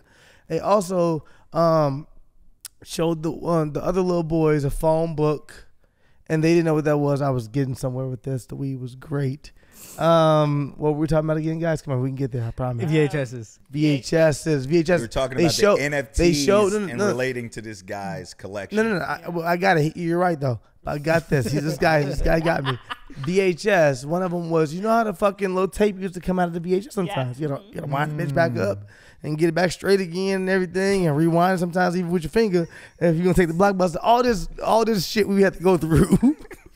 Back in the day with movies, and how you used to go to a fucking Blockbuster, and if your movie wasn't there that you really wanted, it was a bummer. You had to wait until you could come back and get the fucking movie. Yep. We can stream this bitch now from anywhere, right? It's crazy. But they showed the kid the VHS, and they were like, "Oh yeah, blah blah, blah, it's a tape," and we watched this, and he was like, "What do you mean this is a tape?" And he's like, "It's a tape." We're like, you give him the stuff on there. He's like, "This isn't a tape." Like, it looks like a record to them, or like a 8-track. But that was like 8-track to us. Yes, for sure. Yeah. But the concept was just so beyond where his brain could even go that I was like, damn, we're really headed towards time. So I say all of that to say, what? Porn VHS is probably going to be bananas in 5 years. Jeff, actually, I want to take all my money and put it into porn VHS. And this is the day that I exit stage left. I'm not doing it. I'm out. It's got to be, I mean, if somebody appraised it too. Who they bring in? He knew what he had. The other guy that masturbates more than him? They probably brought the guys in from Vegas. The one. Vegas, yeah, the Pawn Stars guy. For go. Sure he masturbates a lot as well. Oh, I don't know that. I watch Pawn Stars. I just know that. Have you ever seen the parody of Porn Stars? I don't know. No? Nobody watched that Is one? it? Okay. No. I don't have cable. It's a porn version of Pawn Stars. It's amazing. That's interesting. I made that up right now. Because I was gonna say it feels like Pawn Stars is a play on Porn Stars, and then to go back to it's I'm really sure cool. There's a porn that's a Pawn Stars, which is a play. It's like Doritos Los Tacos, which are a taco try to be like a chip that is trying to be like a taco. Yeah. Yeah. I'm with that. Yeah, You were high when you thought about that the first time. So I'm high, 1,000% with you. This is an experience. I can tell you that. Hey, welcome to Wine and Weed. Chris, how did you feel about the fight? Were you like, it's one of those things where you spend your time and money. I tried not to spend my time and money towards Jake Paul in any way. But I definitely also looked to see if maybe there was a video of him getting knocked out. But it turns out he won. And I was like, oh, he won. You didn't watch the fight at all? I know. Is he good at boxing now? Who, Jake Paul? Is Yeah. he good at boxing? I don't know. Do I have to care about Jake Paul? I wanted to watch the fight. I think you should. I think you should for a lot of reasons, Chris. But also, That's fair. I don't know if you want to, and I get that, and that's fair as well. I don't want to promote Jake Paul, but I understand that Jake Paul is fun to talk about. And Jake Paul is actually doing things that are different. He's actually making him and his brother are doing a lot of big shit. I Whether or understand not that, we actually. want to give them, whether or not we say we agree with everything they do, or we stand by them, or we're fans of them, we can't deny they doing big shit. They doing shit like that I ain't never seen be done. It's the likability, right? Like some people just dislike them because of their success and how they're going about it. But it also speaks to where we are as a society with technology and these platforms that people are given, and it just explodes and propels really, really quickly. But the other side of it is that they can actually box a little bit. Yeah, they've been boxing now for, I'll say, for 4 years and some change. They've been really at it nonstop. Yeah, they've been taking it really seriously. They take it very seriously. Cool. But there's some other people that have taken it serious that suck. No, they're not bad fighters. You see what I'm saying? No, Jake and them, they're not horrible fighters, right? They're not horrible fighters at all. Tyron Willie also has never boxed. This is his first boxing match ever. So it's not like this dude is some dude's like a boxer or something. He's a UFC fighter, right? He's a UFC fighter. Okay. This dude is known to pick you up, throw your ass on the ground, and break your fucking neck and punch you in the face. He can't do any of that. That sounds aggressive. Well, that's what he does. All right, cool. Well, he was the actual champion for a while. He hasn't fought in a couple of years now. He's been at UFC. But just even from where the rise they've done, right, and the things they've done in the sport and just business, I've been impressed. If nothing else, and I've been impressed that they like some other YouTuber might be like, and I'm gonna be a rapper, and they're not really that good of a rapper, and they're like, and they've put something into it, and then it fizzles away. It's cool that they went, I'm gonna want to be an athlete. That's an interesting way to go that feels organic for them, and then they actually took it seriously, and they're actually doing well. I respect that end of it. Yeah, you know. I think the character of Jake Paul, I don't love, but maybe that's his game. I don't think anybody. I mean, I think there are people. Okay, obviously, I think Jake Paul is the same draw that Floyd Mayweather was for a while, in the sense of people also buy it because they want to see you lose. A lot of people are there because they want to see you lose. Yeah, but that's the narrative. That is, and that's fine. That's his narrative, and that's been great for him. Logan actually I think, has taken a different approach more lately. He's been kind of on some like, hey, I will be the PC one, the one that actually stands for something. I'm going to let Jake do this whole wigger thing, and I'm going to go ahead and go the route of I'm a real white boy, and I'm not trying to be anything I'm not, and I wear Billabong and Hurley. I'm joking. I don't know if anybody wears those things anymore. Billabong. But, no, I think Tyron Woodley called him out, too. That was interesting. But about that whole you ain't Nipsey Hussle fan. Why you got on 10 chains? Yeah. I did see that video. How'd you feel about the video? Did you like the video? I mean, I like Jake Paul being put in his place. He really didn't know what to say. But so he's at a loss for words. Let me circle this back. I got a question for you guys, right? Okay, like you shouldn't be scared, but we talked about these billionaires and how they made so much money during the pandemic, right? How do we allow a Jake Paul to be a Jake Paul and make all of this money from our entertainment, but that's okay? But we look at the billionaires that are providing 1 million jobs to someone, and we have an issue with that. Like, how can we draw that comparison that Jake Paul, okay, because he's entertaining us, they're making money in business. I see what you're doing, because I want to defend Jake Paul right now. And you're getting me back on my other side. Where like I want to set the precedent here. I made you defend billionaires. Now I'll defend Jake Paul. Do it. Because don't you think that any artist who's entertaining this many people deserves to be paid for doing what they do? You know, like, isn't that just as important of a service? But but you don't think Amazon is an important service? It is. It's also important. They're both important. But super important. And I don't like Jake. I don't like Jake Paul's entertainment personally. But at the same time, he is entertaining people, so he deserves to be paid for entertaining people. And he's figured out a formula that maybe doesn't make me happy about what people like, but the fact is people like it, and I'm not gonna say he doesn't deserve to get paid to do it. But guys, your question. And also, I don't even think when I'm like tax the rich, I'm not thinking about Jake Paul. I'm thinking about Jeff Bezos. Are you just older? You know? Are you just older? Are you just like, when you don't like Jake Paul, is it just that you're just older? You're just too old to like Jake Paul? Because when I think about Jake Paul, and not to say these are the same people, because they're not, or maybe they are. I don't fucking know. I don't know anything. I just say what I fucking feel. I watched Jackass growing up as a kid. Mm-hmm.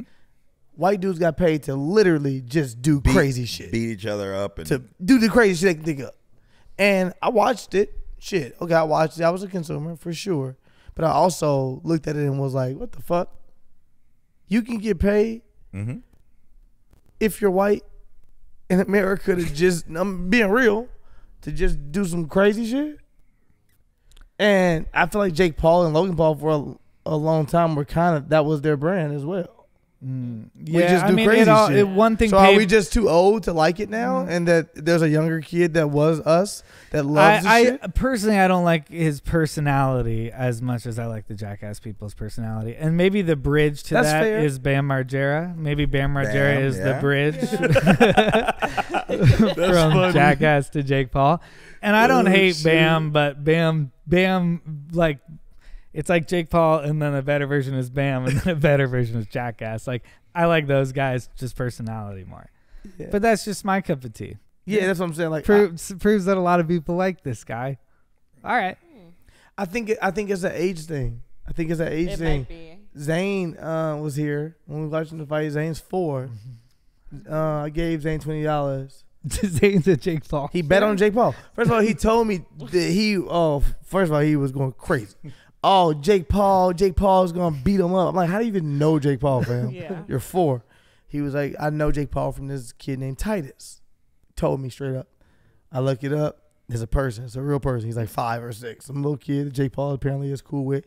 They've done YouTube videos together. I don't know if this kid is Jake Paul's like Dude, cousin that or is something. so weird. But yeah, it's weird. But That's like, a strategy. That's a business strategy. But yeah, kids are a huge consumer. I still don't think it's. Look, so it makes me sad. My 11-year-old like keeps me. My 19 and 11-year-old, they keep me in the game, right? Like we went to play basketball the other day, and we went to some person's house to play ball. And my daughter asked me like, "Where are you going?" I was like, "Oh, I'm going to one of my friend's house to play ball." And I told him who it was, and she was like, "Oh, I know him." I'm like, "I really don't. Who is that?" Oh yeah, because I'm not in the know that way. And she sent me like 5 TikTok videos and 4 Instagrams of who the person is, right? And I just don't know. And I think, like, to your point, we do get older to where our lens on things starts to kind of narrow a bit, and it's not like we have to be involved in everything. We're just like, yo, I don't even feel like dealing with that. What? You can show me a fucking TikToker or Instagram kid that will have 30 million followers that I may be introduced tomorrow to. And I'm like, who the fuck is this? And they're like, oh, you don't know who this kid is? This kid's doing this. And I'm like, I'm cool with not knowing some of these motherfuckers. I don't know everybody. Like, I don't get my content I don't need content from everybody. But it's just crazy what these kids do. Like my 3-year-old will sit there and watch Ninja Kids. Like these kids that just go around their regular suburban house and just do regular shit that the kid could be doing if they wanted to. You're like, you could be doing the same shit. Explain Ninja Kids. So Ninja Kids, they just do like random drills or exercises. Like they'll put 4 cones out there. One will be on skates, one will be on the bike, and one will be on a skateboard. And they're all of them are going to try and weave through 4 sets of cones and see TV show. See who can get back fast enough. And the kids are just sitting there and viewing this. Wow. Yeah. That's so. And it's like nothing. It's stupid. Yes. Yeah. You're literally like. And as a parent, I'm like, am I failing my child by letting them watch this? Ninja Kids. But she's so quiet right now, so I'm just going to let her rock out. Yeah. Yeah. Ninja Kids. Ninja Kids. We should have them as guests on the show, right? I don't know. Yeah. You think Ninja Kids smoke? There's that. I'm out. China tightens limits for young online gamers and bans school night play. So China restricts limits on how long minors can play online video games. Just got stricter. So Chinese children and teenagers are barred from online gaming on school days and limited to 1 hour a day on weekends and holiday evenings under government rules issued on Monday. Isn't that just kind of... Wait, what was it exactly? You said China has banned what? So they're barred from online gaming on school days and limited to 1 hour a day on weekend and holiday evenings. Anyone under 18 or... So this is for under the old rules, players under the age of 18 were limited to no more than 90 minutes of gaming on weekdays and 3 hours a day on the weekend. So yeah, this is 18 or younger. Isn't that... Wait. And... So it's 1 hour a day on the weekend. I got that part. I'm just trying to think like... I guess they're trying to help their society, but they said are these online... I don't know. Are video games making us smarter? I don't know. I'm asking. Yeah, well, it's totalitarian. I don't like the way the government tells them what to do. That's bad. Of course. But like, let's say it's just a parent and not the Chinese government.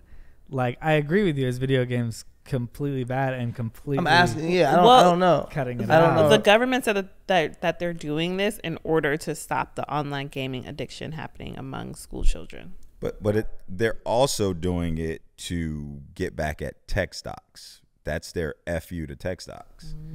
Here we go.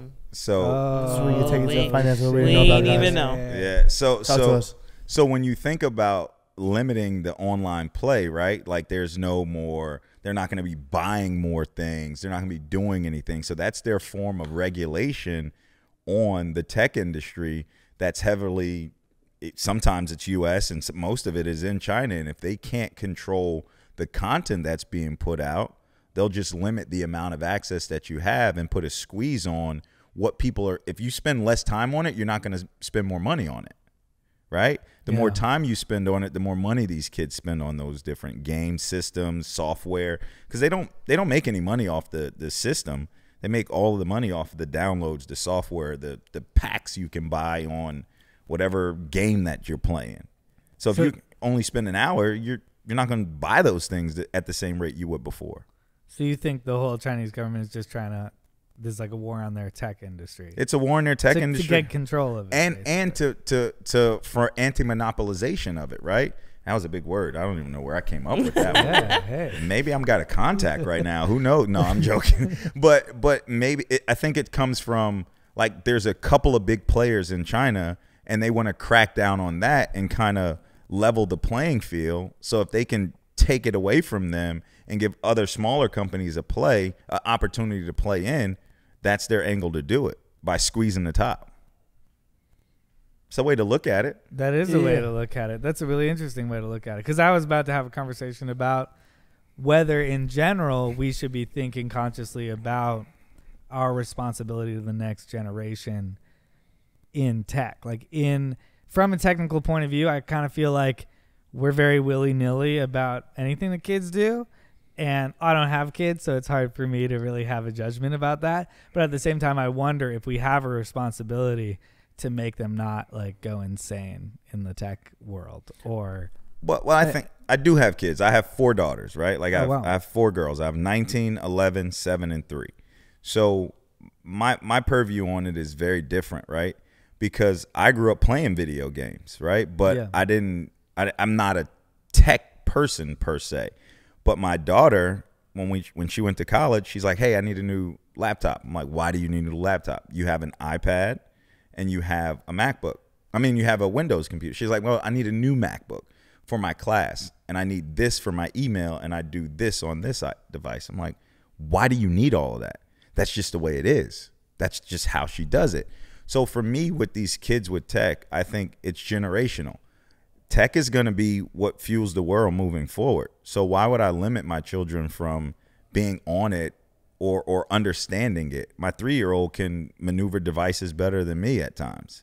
Yeah. And it's okay for me, because I think that's the wave of the future. Now, the addiction part, to want to just sit in front of it all the time is different. Like, they still got to play sports and do extracurricular activity. You're not going to just sit in your room and be a hermit crab. You got to still go out and communicate.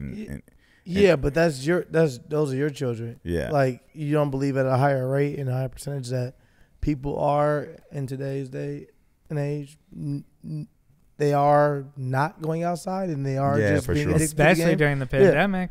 Yeah, because it's also like, I'm with my kid all the time. I'm not trying to say that I am on the side of the government of China at all, because I'm not. No. But I also do understand that there is probably really an addiction going on with gaming right now that people are not addressing. Because I think that we don't look at, I think for a lot of people, if you can monetize it, then they don't look at it as like, it's bad. It's bad, yeah. Mm-hmm. So it's not a bad thing, but I don't know if it's helping us. I think about that all the time, about how kids may be way more technically advanced than us, but socially, man, they struggle. But think about, let's take it back to why they struggle. Kids struggle socially in certain situations because look at the family. Look at the family structure. So you could have a single mom or single dad that's working, and when they get home, they're dead tired because they've worked 2 jobs, 2 shifts, and the computer or the device is the calming thing for the child that's 3 or 4 years old, and it gives that parent that time to just take a freaking deep breath. Like, I wake up at like 2 or 3 in the morning, I'm looking to the left, I'm like, yo, I'm telling my wife, like, why are you still up? She's like, this is the only time that I have peace. And it's like, wow. I don't think about it like that because I'm not with the kids every day like she is, right? So those devices at times are the it's like evolution in a way. Not even evolution. It's like you evolve to go like, and in the same way that you might hold a blanket in the past, you're now holding an iPod. Yeah. And does that kind of, it just kind of feels like the next generation's like brains are going to be different than ours. Very different. Is it bad? Is it good? Is that just the way it is? Than our parents? Our brains are different than our parents. Definitely. Well, we're definitely this generation that really went from one way that I feel like they've been existing for a lot of time. Although fucking maybe people said this when washing machines showed up. Who knows? You know, who maybe people were like, man, we didn't have freezers when we were kids. Yeah. We just thought about how to have an Iceman come by. I think you're right though, because even my younger brother is 20 and he'll pick up his phone and he'll be texting me on TikTok, on Instagram, watching a YouTube video and having a full conversation with me at the same time. And I'm like, how are you paying attention? And he knows everything I just said to him while he's also paying attention to the text and the TikTok and the YouTube video. So think about that, right? Like I'm literally like, how does this work? But think about that. So that's us. It's on us because that's our form of communication. Our form of communication is sitting here having dialogue. Mm-hmm. They're texting each other. That's still communication. Right. It's just the evolution of communication. But what about when they have to see each other?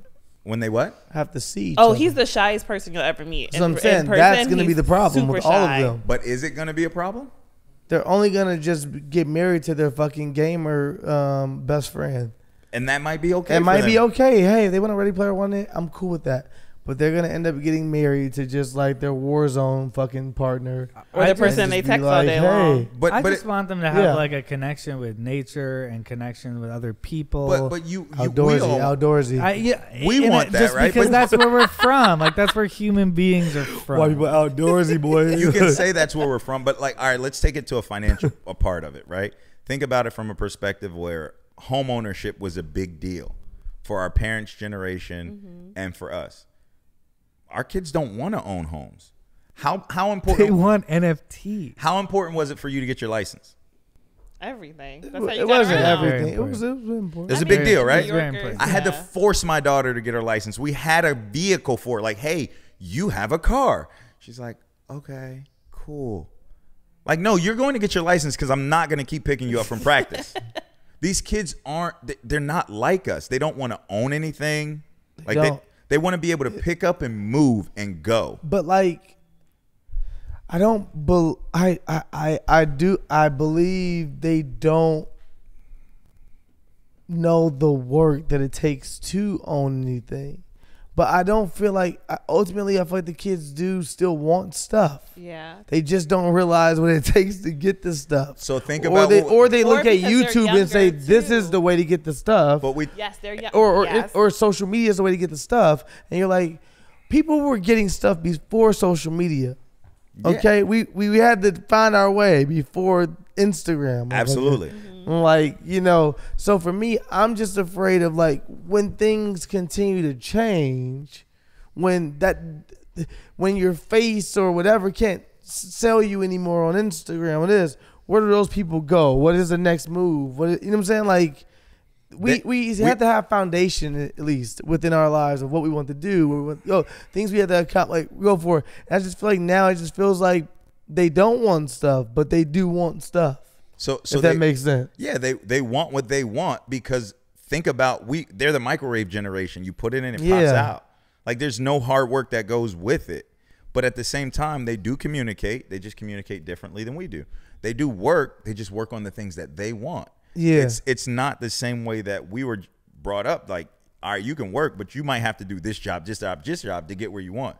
These kids say, no, I want that job. That's the job that I'm qualified for. I'm going to go get that. I deserve that. And if not, I'm going to sue you because you put my baby picture out there. Like, it's just the way they do it. Yeah. Like, they're going to do what they want to do, and we've made it that way. I'm fine with that stuff, too, somewhat. What I'm not cool with, have you ever, my little cousins be around me sometimes. They, at a certain age, they Gen Z. Mm-hmm. And you put them around some girls. Oh, man, they lost in the sauce. They don't know how to talk to them.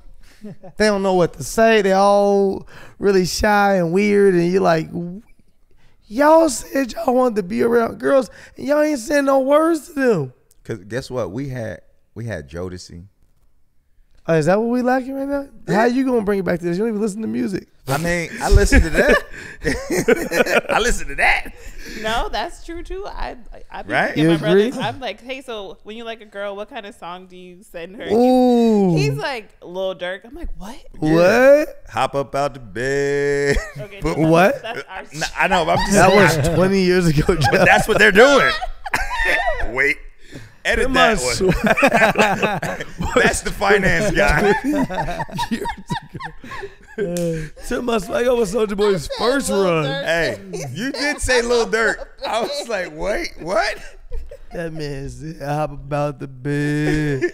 They just don't have good songs. Yeah, no, he's like, we send each other Lil Durk or Lil Baby or Gunna. I'm like, that's not love songs, but okay, cool. But that's also, I think it's also an age thing because when I was 18, 19, I was definitely listening to not love songs. You weren't listening to love songs, but you probably had Usher Yeah, album. I did. Okay, You that had makes little sense. Lauryn Hill. Yeah, you had some R&B and some smooth Yeah, Now right. all of the songs now are hands on my knees, shake my like a thought shit. Like that. Okay. Right? That was Okay, new. I'm proud of you. I'm That proud of was you for new. doing that. I'm proud of you. That was You know why? Because I don't like it. I don't want my 11-year-old doing it. Yep, we're not doing He that. had the dig for that one. I did. I think I just Googled it. Like, what's that song she can't sing? Yeah, that one. That one. It's Megan Thee Stallion. No, I was Megan lost. Thee I was actually Stallion. lost in the fact of thinking about how you have so many different like generations of kids, Kids, yeah. and like their evolution of social media. I was trying to think of a good question for you about managing kids' social media time or gaming time or any of this. So, Especially fucking during the pandemic, it just seems. so my wife's a clinical therapist by profession, right? Like that's her job. I don't win any arguments and stuff like that, but she does a really good job with the kids. We don't really censor a lot of it because whether we censor it or not, they're gonna see it. What we do is we have conversations around it, like that's not okay, and this is why that isn't okay. If you're gonna expose yourself to that, you need to understand what this does and what it could mean to you, because we can't protect them from the world. We try, It's too much going on. but the world's gonna That's what happen. I'm saying. It's just too much going on. Yeah, I just dropped my 19-year-old off at college. I'm like, gosh, I remember what I was doing at 19 to freshmen, sophomores that got to college, and I was playing basketball in school. Like, gosh, my baby's here now. But I prepared her, and I gave her those conversations, and I've had that talk with her about like, yo, dudes are going to tell you anything they want to get in your pants. You've got to be prepared for that. Like, I don't know a lot of dads that would talk to their daughter like that. They might be like, no, I'm telling her. Like, look, do you know how to put a condom on? Straight up, pinch the tip. Like, you need to know. And these are things that people don't do. It's taboo, but you have to do that with your kids. If not, they're going to go down a path of figuring it out on their own or not feeling like they can talk to you about it. Mm-hmm. So that's kind of how we parent and we do the social media stuff. They're going to see it. I don't want them to, but I can't stop it because their friends are going to send it to them. Yeah, for sure. You hear that, China? The kids are gonna see it. They're gonna see it. You know, their friends. But these are video games. Yeah, that's true. I think video gaming can teach people a lot of things. I think it's interesting to also. I thought it was more a policy about the kids, which What if video it's a game? financial move, brilliant choice. China, because it kind of makes you go, do you have a responsibility to your children? I think it's pretty over the top limited, but do you have a responsibility to like limit kids as a government? I don't know. It's interesting. What video It's game do you interesting. feel like taught you the most?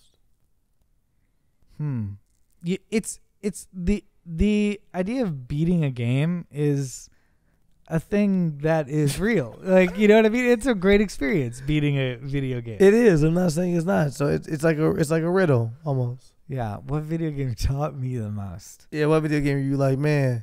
Those life lessons really got me through a jail. Got me out of a jail. Oh, no. Tetris. The things you have done for me to pack a suitcase. Like, I'm just saying, like, will you be like, oh, video games, there's a lot of teaching. I just want to know what video game did you feel like taught you something? Because I feel like video games can harm you a lot as well. They can. And I'm just saying that I don't necessarily, I think the controlling aspect is not okay.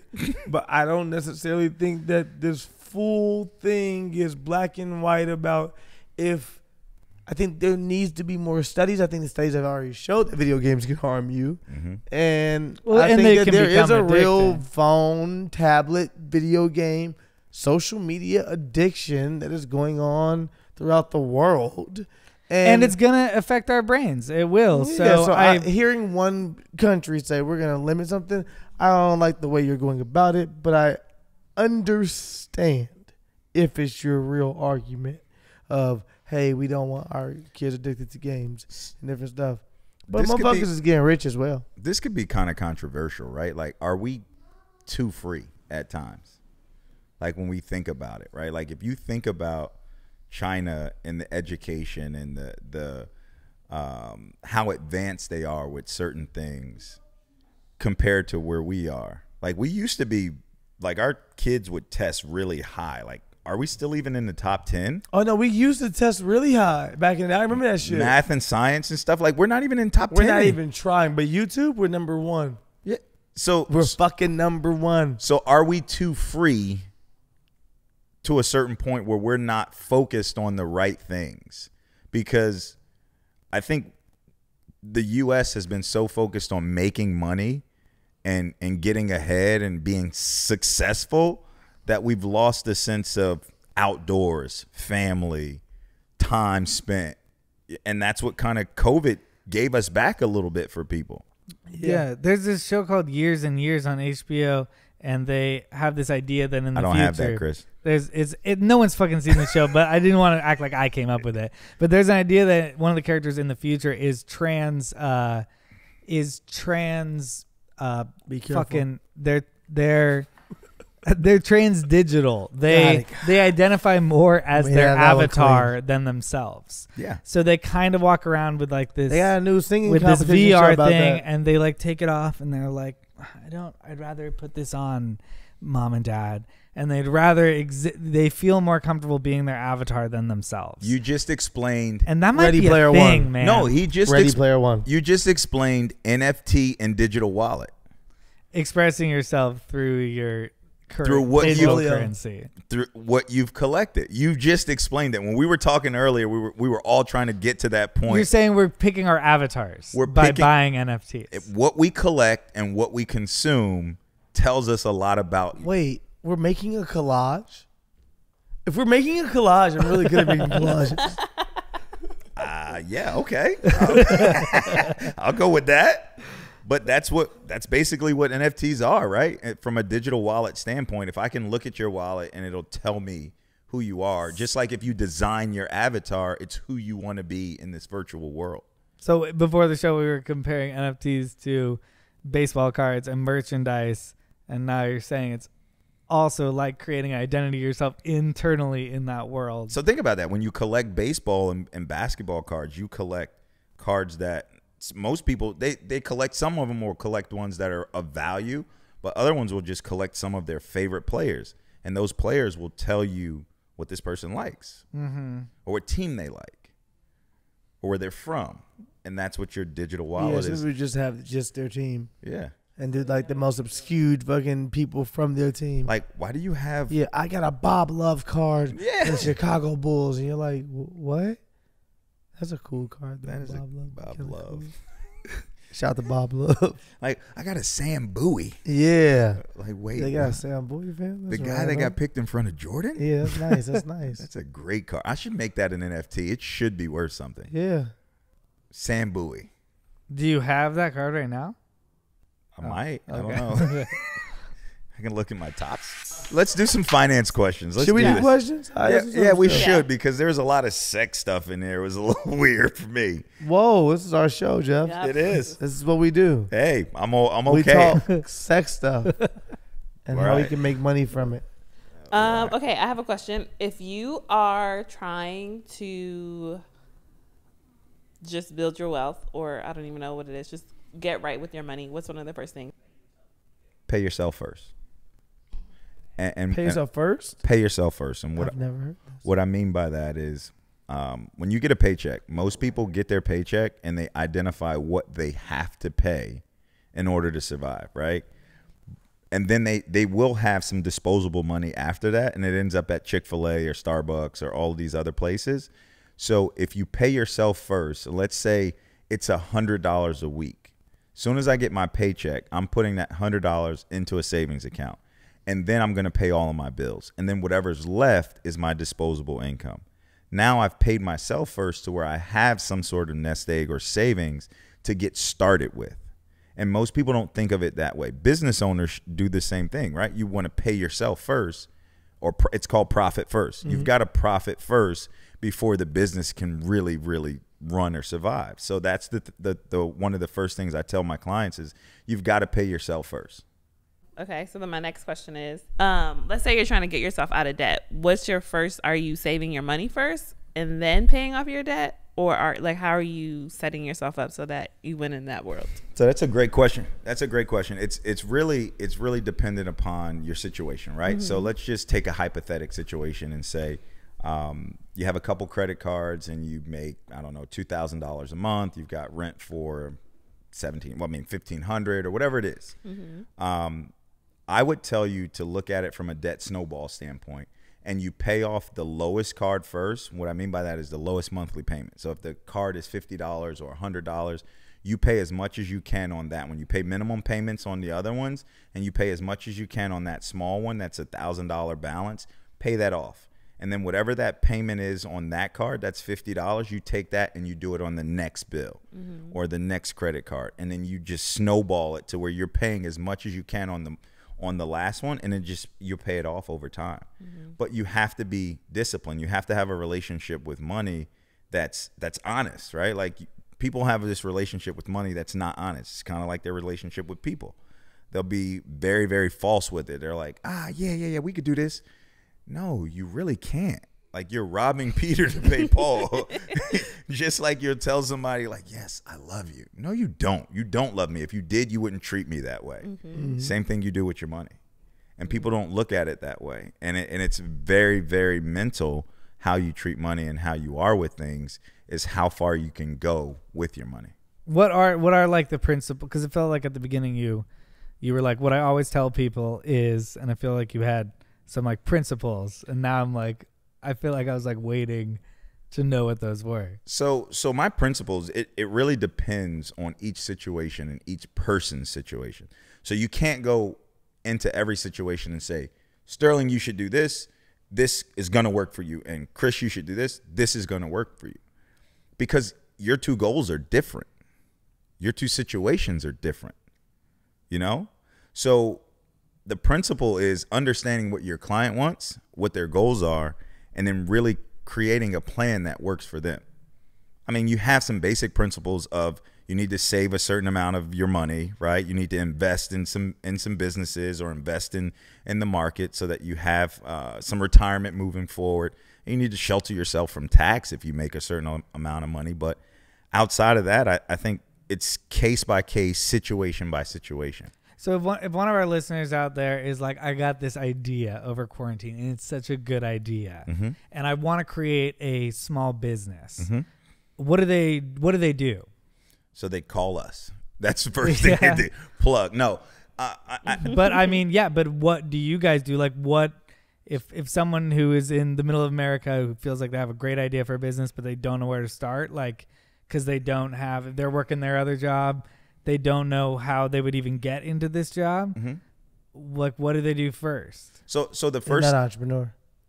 I'm joking. The first step is to but really kind of for real to really do it's so basic, right? It's called a SWOT analysis: strength, weakness, opportunities, and threats. And you think about what that business idea is. What are the strengths of that business? What are the weaknesses of that business? What are some opportunities that this business, can capitalize on? And what are the threats to this business?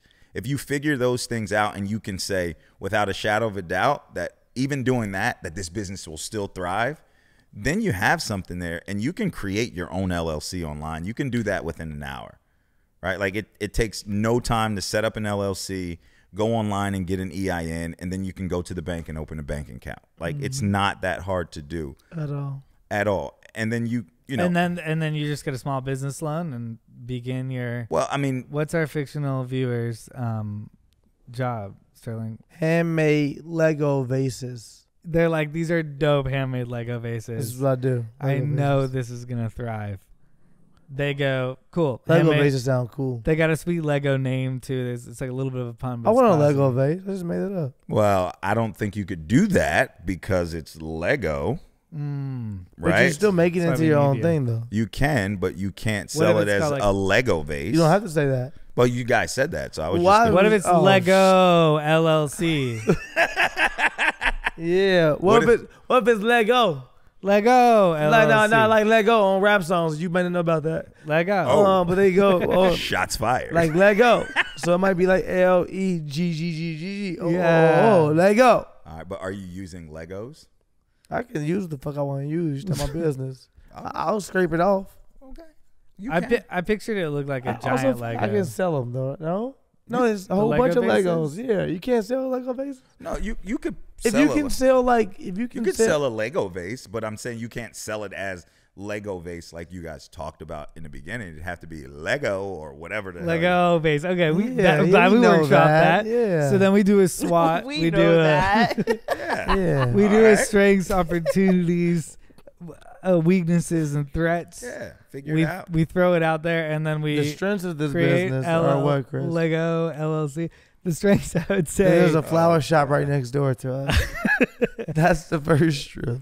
So we know they're gonna need vases. That's right. The product is dope. Will the Lego not let the water go through? No, not the way we do it. We have a very special technique we use. And what's that technique called? First of all, you can't get grandma's recipe. Oh, it's proprietary. Yeah, right. for sure.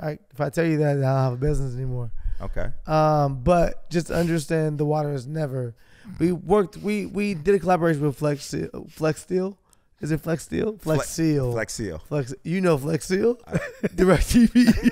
You know Brad over there? Brad's our guy. Directv. I saw that when I had DirecTV. I saw that then. I'm not gonna lie.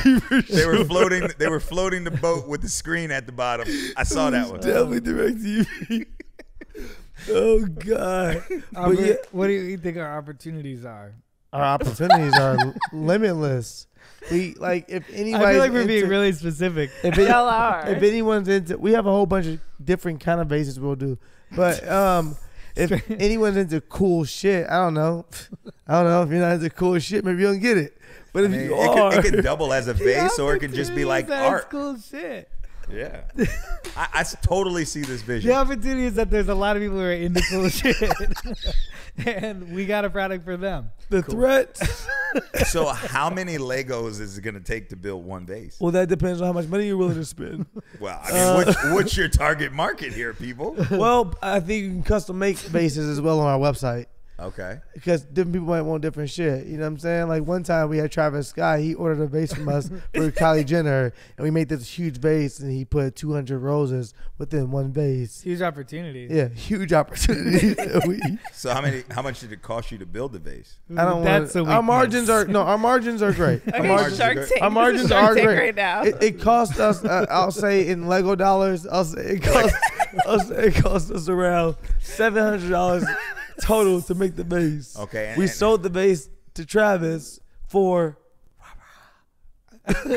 we sold it for $10,000. I didn't want to say, Also, I'm part of the company. And margins amazing. That was a great margin. I want to make sure every Lego builder we use is an artist that gets a lot of money off the back end in case we're hugely successful. Yeah. Because of the Jaws documentary.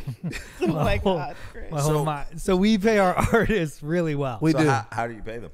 We pay them in Lego pieces. And Lego and NFT. And Lego NFTs. They have, they all have a Lego stock NFTs. in our NFT. So it's not Lego, it's Lego NFT. Wait, you gotta be specific. Wait. You gotta be specific. I don't want you guys to get sued. Like Lego the court, motherfucker. I'm trying to keep you guys out of court. It's true. That's a good point. This is what we're here for. We're fine, man. The business is thriving. It's gonna boom. Yeah. So we look at the analysis. We're like, that's good to go.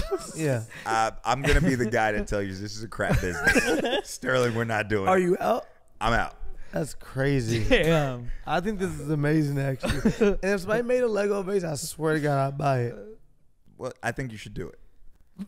You turned. I think you a turned lot around of real quick people on would that. like it. If you made random house No, he products, should buy it, not start the business. if you made random house products and just Legos, just you sold one of ones, just Lego random house products, it'd be big business.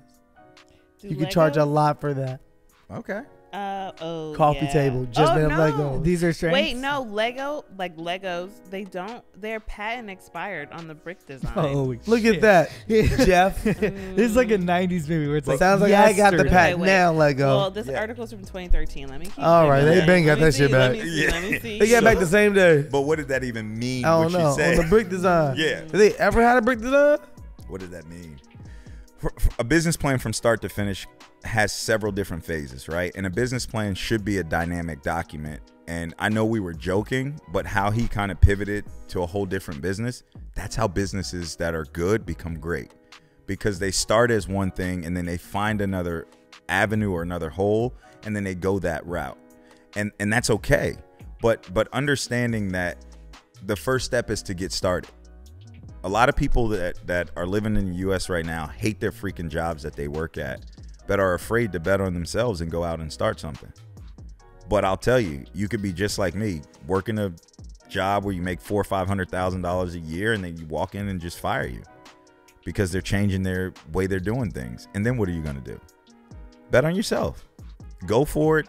Don't be like our parents and work in a job for 30 years, come out, get a pension, and still not really have much, right?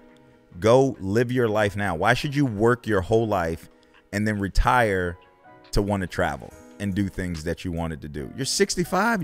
You're not as young as you used to be. Do it when you're younger. The beauty of our kids, right, is they have the understanding that they can be flexible and go and do whatever they want to do and live life now and still make money. So that's what I would tell anybody watching, is that be an entrepreneur. Even if you work at a company, have a side business. It'll help you become successful, more successful financially down the road. Hell yeah. I'm with that. Well, thank you so much for joining us. Thank you for having me. Jeff. Yeah. From Mr. Jeff Granger. If you guys have any more questions, you can contact them on social medias and all those platforms. No? At Granger Financial on social media, or my personal social is at JG11. Okay. Spelled out JGELEVEN. Yeah, I follow you. Do you? Okay, I do. All right. I do follow That's you. a good thing. For Christopher Reinacher. Oh, I just caught a mosquito. Okay, how do you feel about that? Oh, That's good wow. luck, Chris. Yeah, that's You know what that good luck means? on You gotta the make way a out. lot of money. I heard. Hell yeah. Yeah. For Sterling Brim, I'm Chris Reinacher. And for Chris Reinacher, I'm Sterling Brim. And this has been Wine and Weed. See you next week. Zip it up. And zip it out. Yeah.